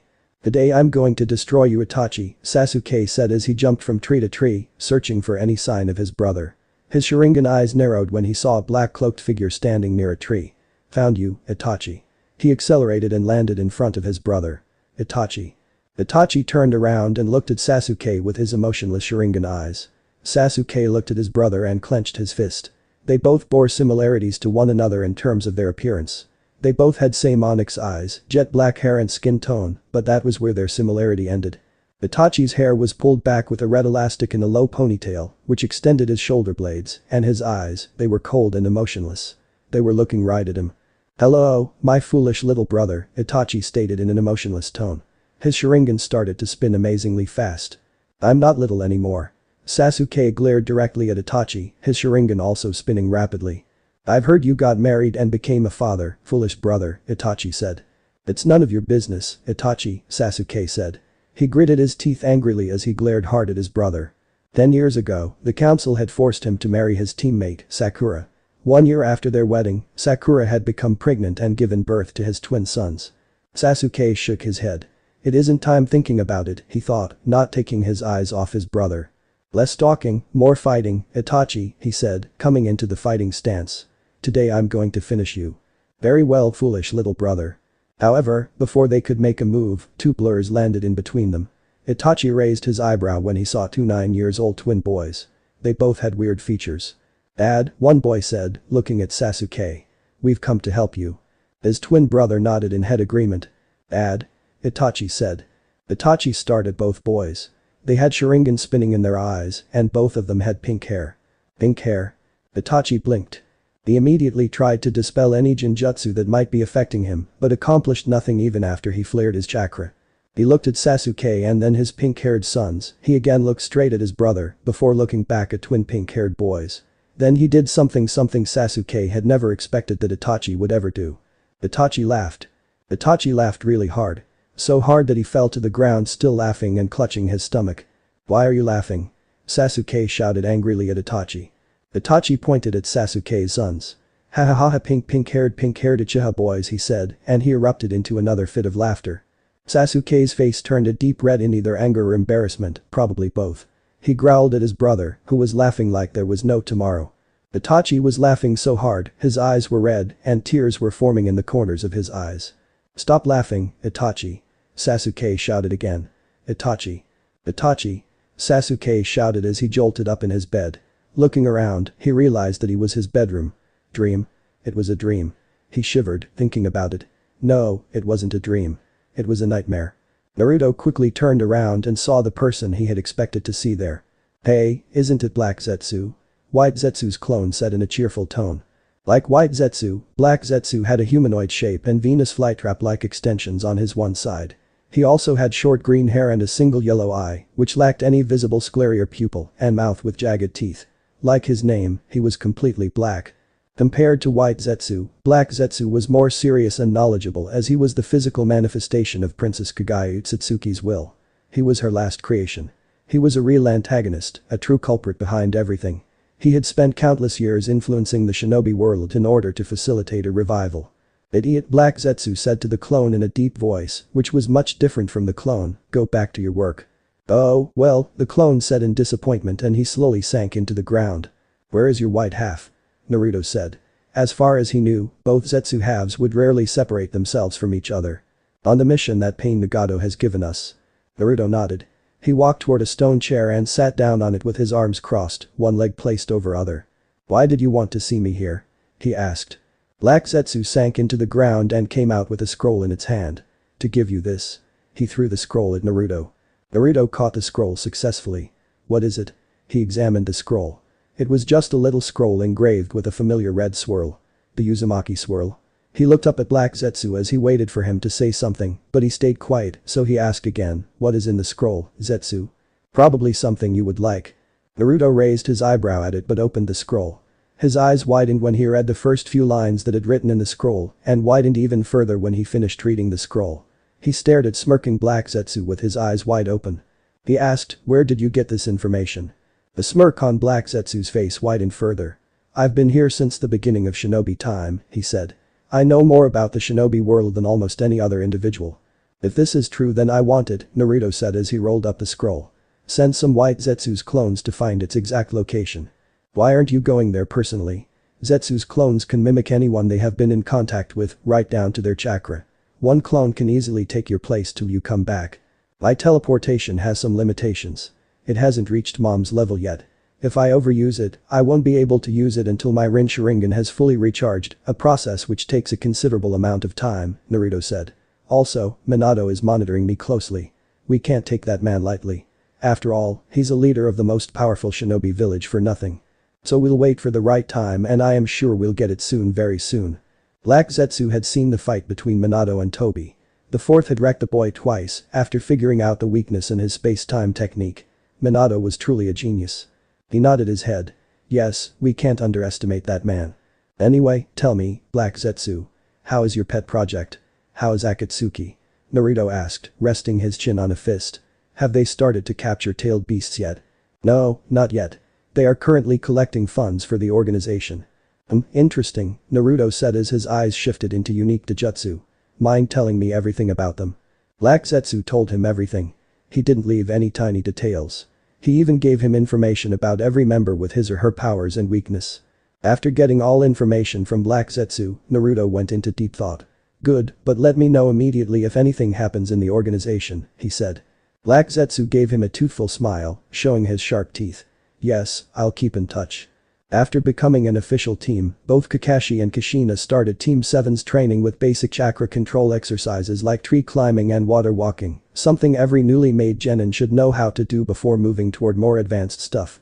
Naruto had already known them before even becoming a genin, and Sakura had a stunning natural talent for chakra control, so those exercises were easy to them. It could not say the same about Natsumi and Sasuke. It took them more than 2 weeks to reach a decent level because of their naturally large chakra reverse. When all students completed basics, Kakashi and Kushina moved on some advanced stuff. Teamwork exercises and improving their students' individual skills. During the training sections with the team, Kushina had even managed to break fangirl inside of Sakura some degree, forcing the pink-haired girl to take her shinobi career seriously. The pink-haired girl had improved greatly after that, but much to Kushina's irritation, her obsession over Sasuke hadn't changed much. When Team 7 reached the level where both sensei wanted them to be, Kakashi and Kushina introduced their genin to the horror of D-rank missions, lowest classification missions. Those missions were usually assigned to genin team and weren't actual missions that posed almost no risk to the ninja's life.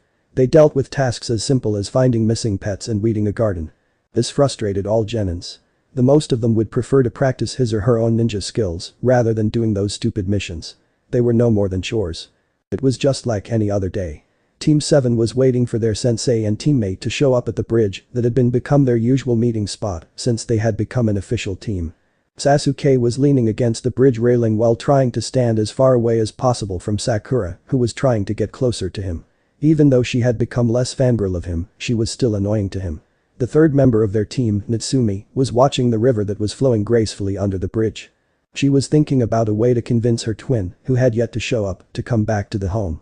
Suddenly, dark smoke filled the half-bridge. Most surprising things was no one seemed to care about it. It gathered around a specific spot on the bridge, forming into a hooded figure. It was Naruto. Right after him, both Kushina and Kakashi showed up with a puff of smoke. Yo. Kakashi greeted in his usual manner. Hello, students, Kushina said, smiled. Today, we are going on a special D-rank mission. There is nothing special about D-rank missions. They all are just a bunch of chores, Naruto muttered under his breath. Except you, Naruto, Kakashi said, causing the blonde boy to look at him with a raised eyebrow. Minato-sensei wants to meet you. Much better than this chore, Naruto thought, and he dispersed into the air in the form of black smoke. Why does Hokage-sama want to meet him? Sakura asked, looking at Kakashi. Sasuke and Natsumi turned their heads toward him as they also wanted to know about it. In his usual lazy manner, Kakashi skillfully dodged that question. Nothing special. Naruto appeared outside the Hokage office and went in when he got permissions to enter. He saw current Hokage and former Hokage sitting with their two advisors. "Welcome, Naruto-kun," Hiruzen greeted as soon as he saw the blonde boy. Naruto gave him a nod before he looked directly into Minato's eyes. "What can I do for you, Hokage-sama?" he asked. "It's about your special talent," Kaharu said, as she quickly came to the point. Naruto turned his head right where Kaharu was sitting next to Homura. "Which one?" Adjusting his glasses, Homura answered, "Your wood release." "What about it?" Naruto asked. Naruto didn't like those two. They had a bad habit of poking their noses into someone else. Yamato, former Hokage called, and a man with short brown hair and black almond-shaped eyes entered the office. Naruto turned his head to watch the man. He wore a variation of the standard attire of a leaf nin with a flak jacket. In addition to that, he had a Hapuri-style forehead protector that framed his face, similar to that of Tobirama Senju. Naruto recognized the man. He was a prior root Anbu codenamed Kino. "Naruto, meet Yamato," Hiruzen said. "He is your new teacher. He can also use wood release like you." So they gave him another codename, Naruto thought while eyeing the man carefully who was doing the same as him. "So you are the lone survivor of Snake Sanin's experiment on the first Hokage's DNA," he said, shocking everyone in the office. "How did you know about this?" "It's one of the high-class secrets of the village," Kaharu asked, sounding demanding. Naruto scoffed. "Ask your current Hokage who has a tendency to leave important documents on his study table." Everyone turned to Minato. The fourth's cheeks had turned red with embarrassment. "Sorry. Just how many secrets you know?" Homura asked, turning back to Naruto. "Not too many," Naruto answered, but inside, he was thinking about something else. "Ha, I know every deepest and darkest secret of Hidden Leaf Village, you old fools." Hiruzen sighed before looking at his successor's son again. "Keep them secret," he said. Naruto nodded. "I will keep them secret until a certain time." "Yamato." Minato called to get Anbu's attention before he gave him a nod. Yamato gave a deep bow before he grabbed Naruto's shoulder and they disappeared in a swirling of leaves. Hiruzen turned to his successor and said, "I should have taught you the proper way to keep a secret before giving my position to you." Homura asked, "What were you doing anyway when your son was reading S-rank documents?" "Well, I was busy," Minato answered. There was a tiny blush on his cheeks. "With Kushina." Hiruzen's sweat dropped. "Well, I cannot really blame him. It had also happened to me numerous times." "Minato," Kaharu said, getting current Hokage's attention. "Are you sure he doesn't know the truth of the Uchiha clan's massacre?" Minato shook his head. "There's no document or file on that incident, so I'm sure Naruto doesn't know about it." How wrong Minato was. His son knew the truth behind the Uchiha clan massacre as well, even more than him. Yamato and Naruto appeared on a large ground. Naruto's violet eyes looked around to locate where he was. The place looked similar to the training ground 3, which Team 7 used, with some minor difference. However, he could tell this ground was one of restricted training grounds that Anbu used for their personal training. The safest training grounds to avoid unwanted eyes. Yamato turned and looked down at the blonde boy, "Well, Namek." Naruto interrupted, "Call me just Naruto." Yamato stared at him, confused, but nodded anyway. "Well, Naruto-san, first, show me what you can do," he said politically. Naruto nodded and waved his hands up. In less than a minute, he was standing on a branch of a fully grown-up tree. He jumped onto the ground and waited for Yamato's reaction. "Your control over wood release is impressive," Yamato said as he was clearly impressed by his display. Wood release was very hard to control due to the sheer life force it had. "Do you know any jutsu?" he asked. Naruto smirked. Just because he had decided to hold back his real skill of using wood release didn't mean that he couldn't show up a little. He began to make hand seals. It was a low-level version of his favorite move. Wood release secret technique. Nativity of a world of trees. He finished the last hand seal. Wood style. Giant forest jutsu. Small trees started popping out of the ground, so Yamato jumped out their way. In less than a minute, a small part of the training ground filled fully matured trees. Naruto fell on his knees and made a fake panting sound. This way he would get an excuse for showing such level of technique. "Good, you are much better than I thought," Yamato said, clapping for him as he walked toward him. "But where did you learn this technique?" "Well, I sneaked into the Senju library to learn more about wood release," Naruto said. It was a half-truth. He didn't sneak into the Senju library, Zetsu did. "How did you sneak inside the Senju library?" Yamato asked. He had once tried to go inside the library, but it had turned out a complete failure because of a blood seal placed on the door. "I'm from the Uzumaki clan. We are distant blood relatives of the Senju clan," Naruto answered. And the seal is designed by the first's wife, Mito Uzumaki. Yamato nodded. It made perfect sense. Minato was speaking with former Hokage and elders in his office. They were discussing on some vital matters when the door to the office flung open and Hokage's daughter walked in holding a cat, followed by remaining Team 7 and their Jounin sensei. Both sensei were looked perfectly fine, but the condition of all three genin weren't good. Their clothes were ragged with mud on them. There were also minor bruises and scratches on their faces. "Daddy!" Natsumi shouted, holding the brown-colored cat up. The cat had lighter-colored markings on her head and amber-colored eyes with a red ribbon on her right ear. Her name was Tora, infamous the demon cat Tora, the bane of every leaf ninja's existence. Tora had a bad habit of running away from her owner, who was none other than Madame Shijimi, the wife of the fire daimyo. "I don't want this little monster's mission again," she added angrily, as both Sakura and Sasuke nodded their head in agreement. They had caught this little monster after searching her 3 fucking hours. Sasuke was debating himself whenever he should kill this monster before killing Itachi or not. All adults in the room sweat-dropped, seeing the weird behavior of the genin team front of them. Minato opened his mouth to say something to her when suddenly Tora jumped from Natsumi's hand to the ground. Somehow, she had been able to free herself from Natsumi's grab. She ran toward the door, which was unfortunately opened. All three genin looked at the scene with their mouth gaping open for a few seconds before Natsumi came out of her stupor and shouted. "Catch that demon cat." But it was too late. "Well, looks like we've to catch her again," Kushina said, hiding her giggle. Three genin slumped back to the ground in both exhaustion and utter defeat. "I do not like that cat," Sakura murmured. Just a minute later, Yamato came into the office, followed by Naruto, who was petting very familiar cat. "Tora," Sakura said, recognizing the demon cat Tora in Naruto's hands. She seemed so peaceful in his hands. "How are doing this?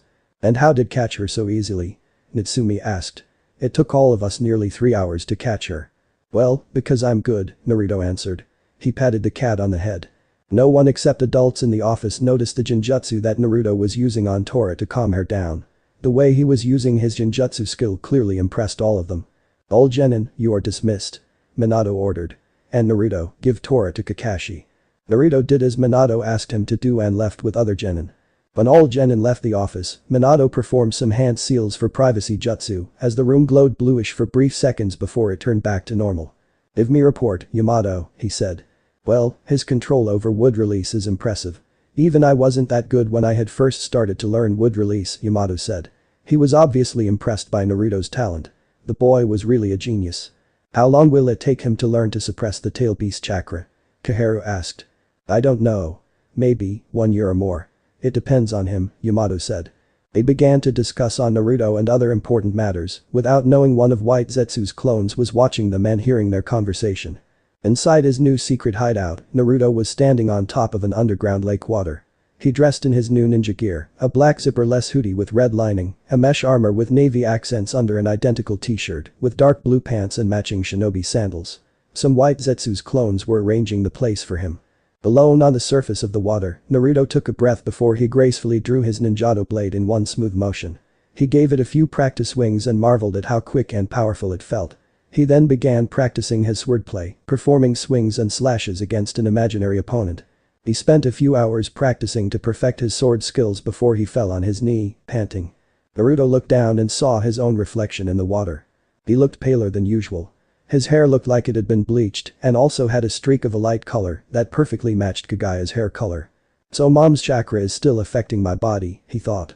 "You do know that ninjato is a gift from Kushina, right?" Naruto stood up and turned his head to see Black Zetsu, in his merged form, emerge from the ground. Together, two Zetsu were easily distinguished by two large Venus flies trap-like extensions enveloping their head and upper body as a shell. It gave them a plant-like appearance.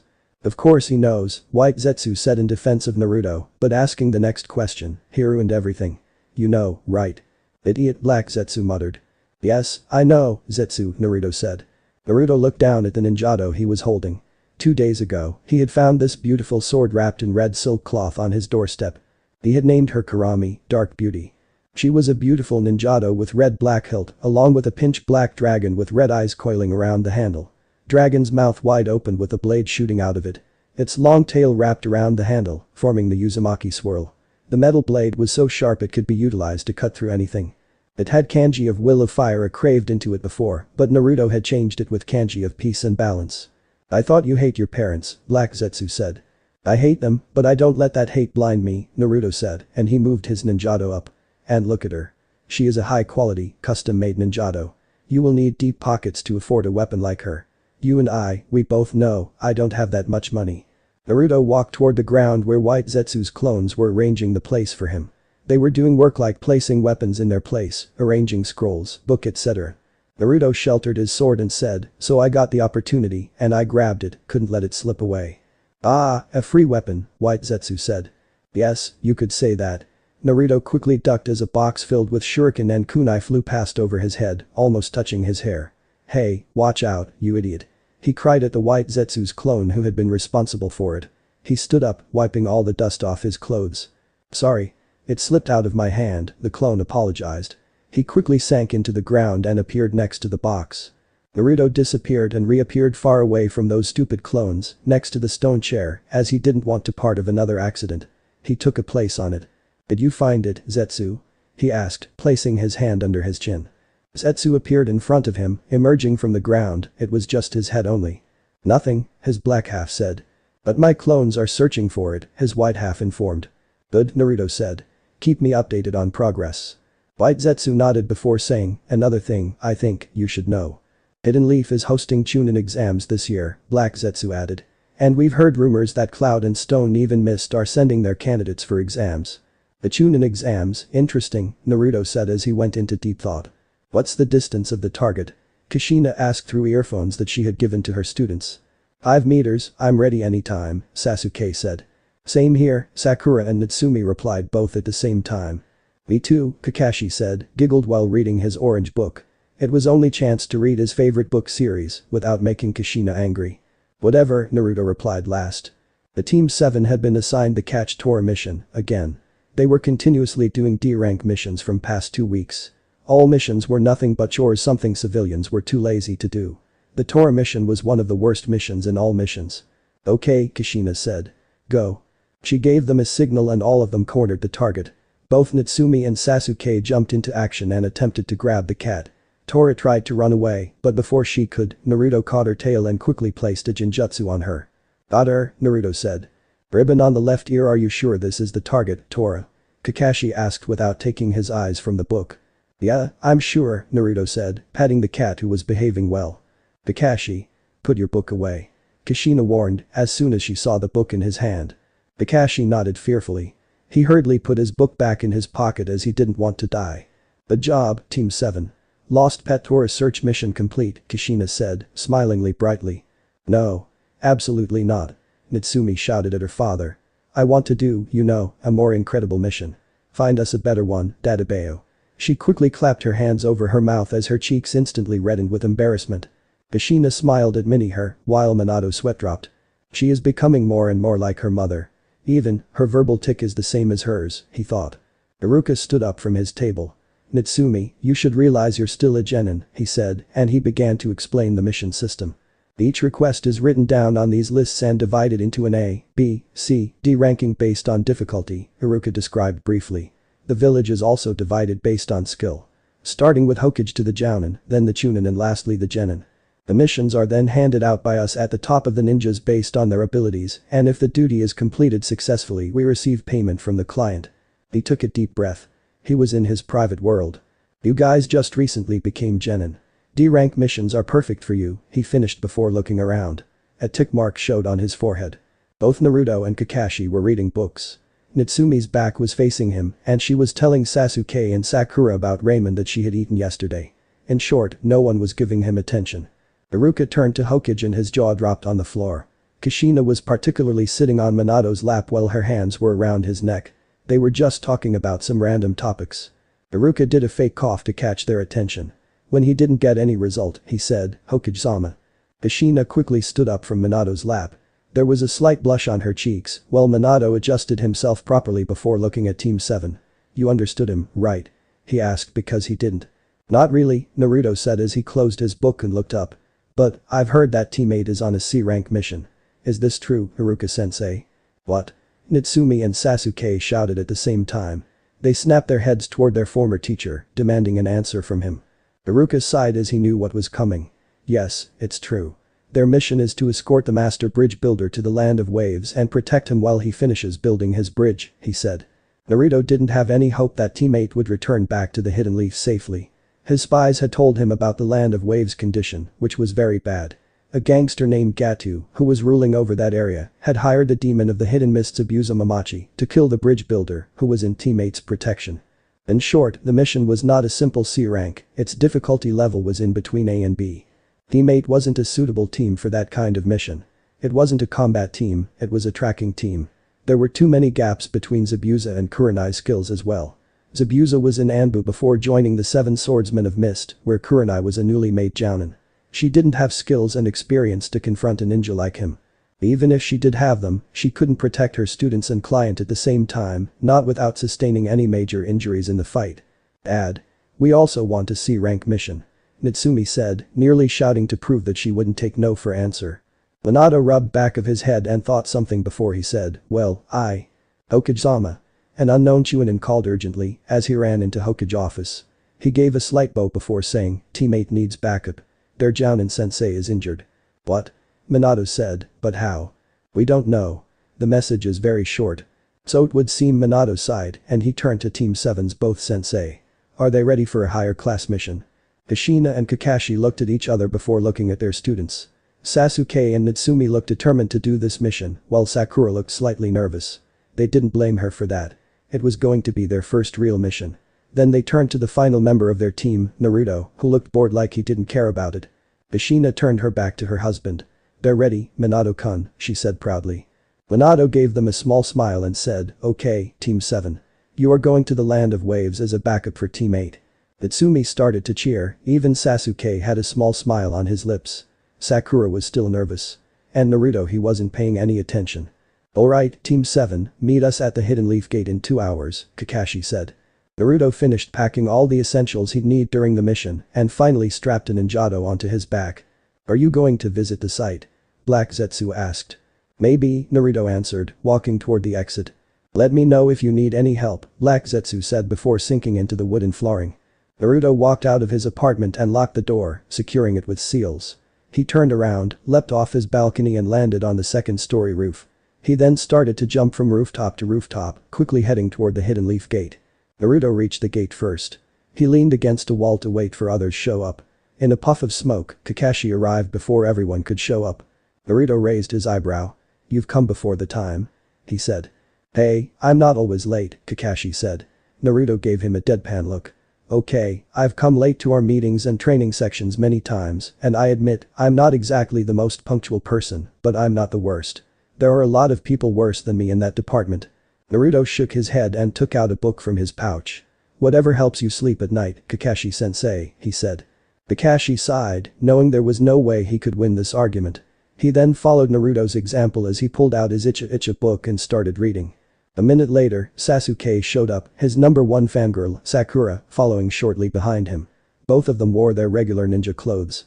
In addition, they had backpacks on their backs to store their extra ninja supply and essential things they'd need during the mission. On the way, Sakura saw that Kakashi was already there. He was standing beside Naruto and reading an orange book. Kakashi-sensei, you are on time? She asked. Kakashi sweat dropped. Is my reputation really that bad? There was a puff of smoke, and Kushina and Natsumi appeared next to Sasuke. Kakashi quickly hid his book into his flak jacket before turning to them. Kushina was in her as usual jounin uniform and Natsumi dressed in her new gear. A yellow blouse with a red shirt underneath that exposed her navel, a black skirt, thigh-length fishnet stockings and sandals, with her red ninjato strap on her back. So, are you ready? Kushina asked her students. She got nods from them. Let's go. They left the village and started their journey toward the land of waves. Knock knock. Humming. A knock at the door garnered the attention of a beautiful dark-haired woman. She made to open the door before being stopped by Shino, who pulled a kunai and went to answer it in her stead. Opening the door, keeping his weapon hidden from view, Shino saw his 4 former classmates, along with a masked man and a red-headed woman, whom he recognized Kushina Uzumaki. You must be Kurenai's student, Aburam Shino, right? Kushina asked, giving him a small smile. Yes, Shino said. He was person of few words. He looked back at the woman inside of the house and gestured to her to let her know everything was okay.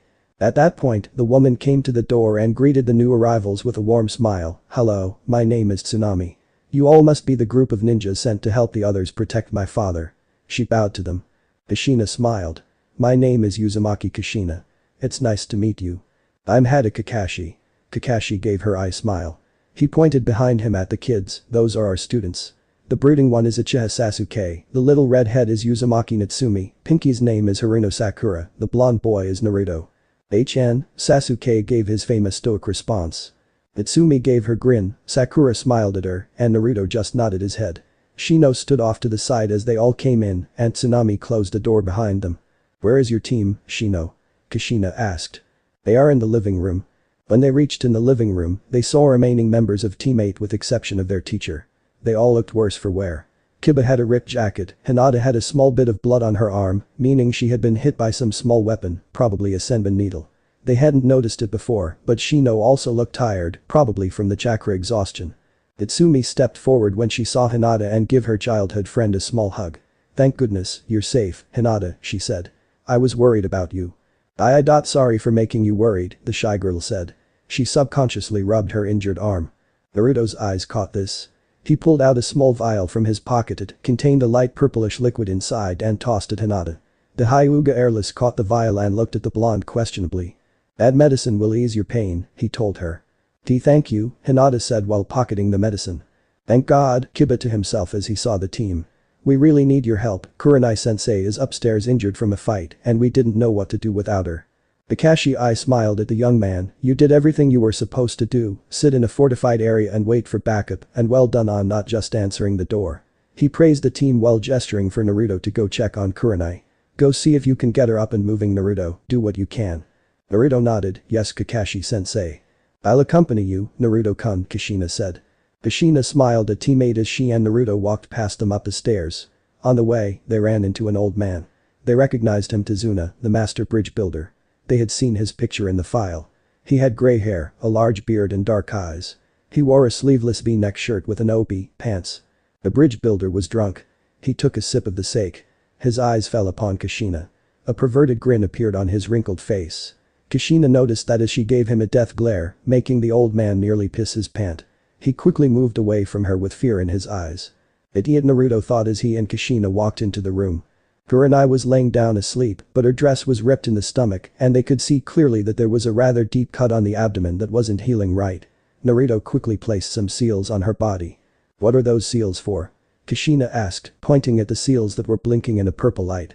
Naruto didn't look at her as his all attention was on Kurenai. Why are you asking me? You're in Uzumaki. Fuinjutsu is in your blood, he said. Kushina sighed. She should have expected this kind of answer from her son. Let's see, she watched the seal carefully. It didn't take her much time to understand those seals. So these are medical tags, she said. Where did you get them? They are more advanced and complicated than those tags we use in hospitals. I made them. You made those tags. I didn't know you know Fuinjutsu. There are many things you don't know about me. Kushina watched her son making some hand seals. He had come this far in the Fuinjutsu, one of most complex shinobi arts. The Uzumaki blood truly flew strongly in her son. I've treated her wounds, but seems like she has some chakra exhaustion, Naruto said. His glowing green hands were on Kurenai's stomach where she had a deep wound. I will have to feed some of my chakras slowly into her body to relieve the stress on her coils and to flush the toxins from her chakra stream. Good news for you, teammate. Kurenai is out of danger, Kushina said. Team 8 and 7 had gathered in the living hall for a meeting. After hearing that their teacher was going to be alright, Team 8 signed in relief. Kushina continued, but the bad news is she can't help us in this mission. She's going to need rest to allow her body to heal. One of us has to take care of her. I'll do it, Sakura said, volunteering herself for this. This surprised everyone, to Team 7 more than others. Kakashi looked at Kushina who gave her approval. Okay, Sakura will take care of Kurenai as well as the guard this home, Kakashi said before looking at Team 8. Now explain to me what happened since you fought the Demon Brothers. We defeated the Demon Brothers with teamwork and help from our sensei. Then we acquired the real information about the mission from Tazuna and decided as a group to continue on with the missions. After Kurenai-sensei sent a message for backup, we took the boat ride to the village. Then we encountered a missing ninja by the name of Mamachi Zabuza. Taking a breath, Shino paused. Then before he could continue, he was interrupted. Mamachi Zabuza? That name sounds familiar, Natsumi squeezed her eyes shut and tried to remember. Mamachi Zabuza, Aka demon of the hidden mist, Naruto said. Ah, yes. Now I remember. Thanks, brother, Natsumi gave her brother a small smile. Whatever, Naruto scoffed. He looked away as he didn't need her thanks. Momochi's Abusa. He is a rank missing nin from the mist, Natsumi said. He is one of the former 7 swordsmen of the hidden mist and specialist in a silent killing technique. That man is dangerous. Wow, Natsumi, it's very smart, but where did you get this information? Sakura asked. Natsumi rubbed the back of her head. Well, ever since I learned that our lazy sensei isn't lazy but a genius of his generation, I have been reading about famous shinobis and missing nins for future. After all, knowledge is power.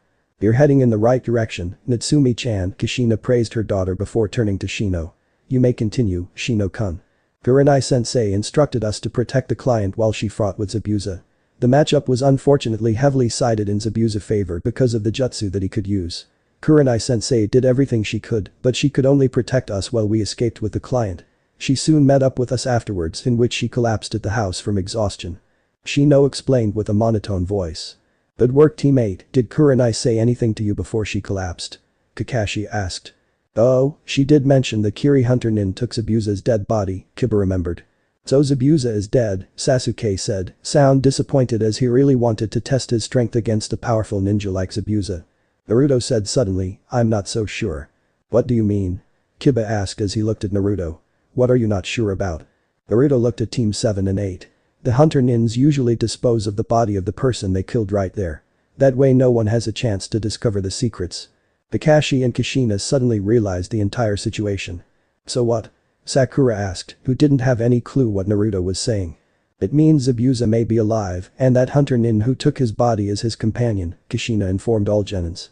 The announcement that Zabuza was alive seemed to have varying levels of effect on those in the room. Natsumi seemed excited.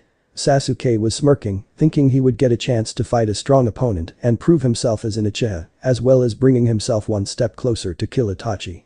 Sakura looked around in worry, not feeling anywhere near as confident as her crush. Hinata was nervous. She knew that she had no chance of helping in a fight like this. No one knew what Shino was thinking as he had shown no visible emotion. Aren't you thinking too much? Kiba asked. If Zabuza was alive, he intended to pay him back for what he had done to his sensei. Hunter Nins are supposed to kill missing nins. No, with all the suspicion, we will prepare before it's too late. That's shinobi rule, Kakashi stated. Plus whether Zabuza dead or alive, there's no assurance that Gato hasn't hired an even stronger shinobi. But what can we do? Hinata asked, frightened of even the thought of seeing Zabuza again. This whole mission had worsened for her. Don't be afraid, Hinata-chan. Natsumi pointed over at Kushina and Kakashi, we have 2 Jounin and the rest of us. Hinata gave her best friend a weak smile, still not really feeling too good about this whole thing. The Ashibaka, look what you've done to your sweet girl. Kushina blamed him for Hinata's lack of confidence. But again, I'm not better than you, she thought sadly, eyeing Naruto. It was her and Minato's fault that had changed her son. Naruto used to be a sweet and bright child, but he had become a shadow of its former self. Kakashi-sensei, I'm going outside to gather some medicinal herbs, Naruto informed. Itsumi took a few steps toward Naruto and said, brother, I'm coming with you. It's not safe to go alone. I didn't need your help. If you go with me, you will be a burden to me. But what if Zabuza? Zabuza isn't going to attack soon, Naruto cut her off. From what Shino told us, Zabuza is also injured. It will take a while for him to recover. Angrily Natsumi opened her mouth to protest, but her mother stopped her. Let him go, Natsumi. But Natsumi wanted to protest, but she couldn't. Thank you, Naruto said and quickly left the room, closing the door behind him. Naruto leapt from tree to tree, gracefully jumping from branch to branch. He had heightened his sensory ability to make sure no one following, as he didn't want to screw up this golden chance. He jumped from tree to tree, branch to branch, he didn't stop till he reached his destination. When he saw a clearing, he pumped chakra to his legs before jumping high into the air and landed on the green ground silently. Zetsu, have you found the entrance? Naruto said. He took a few steps forward before moved his head to the right. He saw Zetsu emerge slowly from the grassy ground. Yes, we found it, White Zetsu started. The black Zetsu completed, but it's protected by a strong barrier. I'll handle that barrier, Naruto said, removing the gloves he wore. Now, get ready for the switch. I require White Zetsu's clone for this process. The White Zetsu clone emerged from the ground near Naruto. Hi, he said as he waved at Naruto. Naruto bit his right thumb and started to make some hand seals. Is it going to hurt? The clone asked, nervously. I don't know, Naruto said, completing the last hand seal. Let's find out, shall we? He thrust his right hand into the clone's chest. A small seal array materialized on the clone's body. "It doesn't hurt," the clone said before ripple formed on his skin. The ripples had started from his chest before spreading all over his body. "Good to know," Naruto said, removing the hand from the clone chest. Naruto watched the clone's body begin to melt. First, he thought his experiment failed, then something unexpected happened. The clone's body started to take a shape, his skin and hair started to gain colors, clothing began to form on his body. Within a few minutes, the white Zetsu's clone transformed into his perfect replica. "How do you feel?" Naruto asked his replica. "I don't know, boss, but it's felt weird in someone else's body," his clone spoke, looking at his own body. "What did you do?" The white half of Zetsu asked, confused, eyeing Naruto's replica carefully. "I've also the same question," the black half of Zetsu said. He was also confused as his white half. "White Zetsu and his clones are particularly part of a tree, so I used your clone to make the body of my wood clone. This technique is a fusion of wood clone technique and Fuinjutsu," Naruto explained. "But tell you the truth, I wasn't even sure this was going to work." "But it worked," Naruto's clone said, smiling. "Why did you go such lengths to make this clone?" the black Zetsu asked. "A Zetsu's clone would have easily taken your place in this mission." "I can't control the action of Zetsu's clone, but I can control my clone's action." Naruto looked at his clone and sweat dropped. His clone was sticking his finger into his nose. "I take back my word, I can't even control the action of my own clone." Both Zetsu let out a small chuckle. "I'll meet you there, brother," the black Zetsu said. Zetsu slowly merged into the ground and disappeared, but Naruto could still hear their chucking. He sighed and did a fake cough to catch his clone attention. "What?" Naruto's clone said. He still had his finger stuck into his nose. "Would you please stop doing it? I have an image." "Sorry," the clone apologized, removing his hands from his face and straightening. "I need you to behave properly and please, don't do anything I wouldn't do." Naruto leapt high into the air. He stopped in mid-air for a few seconds and then started to descend towards the ground.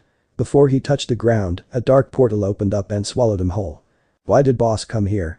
Naruto's special clone said, mostly himself, scratching back of his head. "Well, I think about it later. Time to take a nap." He laid down flat on the grass and closed his eyes.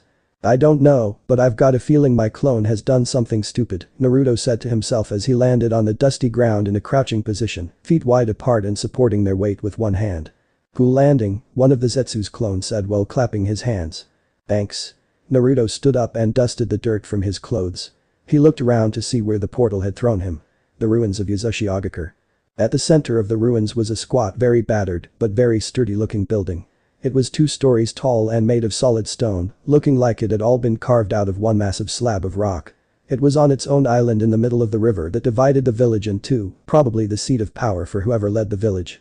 It looked to be largely intact, with massive steel doors that had been forced open underneath a giant Uzumaki crest. The walls all had rough gouges in them, looking like chunks had been torn out of the stone. At the front and back of the building, there were pathways leading up to the remains of 2 bridges that connected the village. They weren't the only bridges between the 2 shores, but they had been the biggest from the looks of it. The ruins all looked very foreign to Naruto, the buildings made out of concrete, rock and steel, as opposed to the wooden structures in Konoha. From the looks of the place, Yuzu's buildings had been much taller than most that could be found in Konoha as well. "Where is Zetsu?" Naruto asked the Zetsu's clone that was following him. "I'm here, brother," the black Zetsu spoke, slinking out of the wall. "You're late," Naruto said, glancing around curiously. The white Zetsu grinned, "Sorry, we got lost on the road of life." "It's not funny." Naruto wasn't in the mood for joking. "We've already wasted too much time. Tell me, where is the entrance?" "Stop your nonsense," the black Zetsu scolded the white Zetsu. "Brother, follow me." Zetsu led Naruto through the ruins of the fallen village. There were so many destroyed buildings and so little nature. Everything seemed as if it was just recently destroyed and burned to the ground. Everything that was buried in certain areas seemed to have either been destroyed or already taken. It added to the feeling of the area, as if not a single soul had walked the grounds of Uzushiogakure in decades. A feminine-looking boy with long black hair and brown eyes walked through the woods with a basket in hand when he saw a sleeping boy. As he got closer, he took note of the headband wrapped around his arm. A Konoha ninja. But this one isn't any of the ones that we saw last time. Did they get reinforcements? I've left all my weapons at the hideout. He narrowed his eyes and set the basket down before quietly creeping up to him, slowly extending his hand to strangle him right then and there. Right as his hand got in range of touching his throat, the blonde grabbed his wrist and forearm with both hands and wrapped his legs around his neck and arm, proceeding to turn the tables and choke him with his legs. When Naruto opened his eyes, he saw a boy his age slowly turning red in his grasp. Naruto quickly set him free before backing away against a tree. I'm so sorry. I didn't mean to do that to you, I'm sorry. The boy sat on his knees coughing as the color of his face started returning to normal. He looked up at the boy that had almost killed him. Boss is gonna kill me. I nearly killed a civilian. Naruto's clone took a closer look at the boy. Why is he wearing women's clothing? Does he like cross-dressing? He thought when he saw the boy wearing a pink sleeveless kimono. He narrowed his eyes, sensing the feminine boy's chakra. He has a strong chakra for a civilian. He must be Zabuza's subordinate. He looked again at the boy and then thought about Zabuza. I didn't know Zabuza swing that way. Did he cross-dress to seduce Zabuza? Perhaps Zabuza isn't gay, but his subordinate is trying to catch his attention by wearing women's clothes. It's okay. The boy finally said, you must have been quite on edge to attack like that. My name is Haku, by the way. He gave a disarmingly beautiful smile. Naruto didn't react to him. Obviously, Haku thought that he would fall to his cough woman's charm. I'm Naruto, he said. Silence. No one spoke. The feminine boy fidgeted on his spot at the uncomfortable silence. Say, are you a ninja? He asked, trying to make conversation. I mean you're strong and you have a forehead protector. You're right, I'm a ninja. Why did you ask? Nothing, I'm just curious. Curiosity killed the cat. Naruto's eyes fell on Haku's basket. The boy had collected some special herbs that used to make strength drink. Tell me, Naruto-san, do you have any precious people you want to protect? Haku said. Naruto had no clue what the boy was saying. What are you talking about? It's just, I believe when a person has something important that they want to protect, that's when they can become truly strong, Haku said. My parents died when I was just a kid. I was found by my precious person months later. He seemed to go down in own memory lane. Naruto didn't want to hear his sob story, so he took the next step to confirm his suspicions. Haku, how is Zabuza? He asked. Naruto observed his reaction and he wasn't disappointed. Haku's eyes had widened. The feminine body quickly got into the fighting stance, but couldn't do more than that as a string wrapped around his neck tightly. Don't move or you'll find yourself without the head, Naruto gave warning. So, how's Zabuza? He got any answer as Haku stayed silent. Don't want to give information to your enemy, huh? The blonde genin tightened his string hold, causing Haku's neck to bleed. Go to hell. You know. Last time, the person who said the same thing to me died. So if you don't want to die horribly, tell me. It's not like you'll lose something in the process. I'll even let you go. I'm in a pretty good mood today. Don't ruin it. I will never betray Zabuza-sama. Kill me. I won't tell you. Your loyalty is admirable. Haku knew a swift move from the blonde genin and he would die. But there was way. Concentrating on his bloodline, he formed an ice using the water around him and froze the string. He hit the frozen string, effectively destroying it. Wasting no time, he formed an ice mirror and stepped inside. Naruto raised his eyebrow as he watched a mirror dissolve into water and drop to the soil. The ice release. So, he's a member of the Yuki clan. That's interesting. I told you, Mom, I should have gone with him, Natsumi argued with her mother. She was clearly worried about her brother. 4 hours had passed, there was still no sign of him. Natkashina was cut off by a loud noise. The front door had flung open. There stood Naruto with 4 fish in hands. I bought our dinner, Naruto said, walking in. He offered his fish to Tsunami, who gladly accepted. Kakashi looked up from his orange book. You're late, Naruto. Sorry, I was lost on the road of life. Then I ran into one of Zabuza's accomplices and had to fight him to come here, Naruto said with a straight face. Everyone sweat dropped at his unbelievable answer, except the teammate, who hadn't known Kakashi very well, looked at Naruto in disbelief. Naruto. I'm so proud of you coming up with such an awesome excuse. I now feel like my time being this team sensei has truly borne fruit, Kakashi gave an eye smile. He yelped when Kushina slapped him upside the head. It's not an excuse, it's true. The clone screamed in his mind, realizing no one was believing him. I got lost in the forest and fought with Haku, who is working with Zabuza. I don't know why, but I really want to kill my clone now, Naruto muttered while following Zetsu. How far away is that place from here? We'll reach there in about 10 minutes, the black Zetsu said. You said the same thing 15 minutes ago, Naruto said. When the group finally arrived at their destination, the sun had disappeared completely under the horizon, the only sources of light being the stars and the green glow of thousands of fireflies flitting throughout the ruins. This is the entrance, the black Zetsu said. He pointed to a large rock. There was a complex seal carved minutely on the smooth gray face. But be careful, brother. A complex seal protecting it. Don't worry, Black Zetsu, Naruto said, walking toward the rock. I have the blood of the Uzumaki clan, which is the key of this seal. He bit his thumb, just enough to draw blood. He smeared the drop of blood across the seal. When his blood touched the seal, it started to shine, opening a shimmering blue portal. "You did it," the white Zetsu said. "I know," Naruto smirked. "Let's go. The protecting barrier has gone." The black Zetsu summoned a few Zetsu's clones. "Protect the entrance and make sure no one comes near this place," he said. Naruto and Zetsu stepped into the portal that was connected to an unknown place. For part 2, comment down below and don't forget to leave a like and subscribe to the channel. See you all in the next part.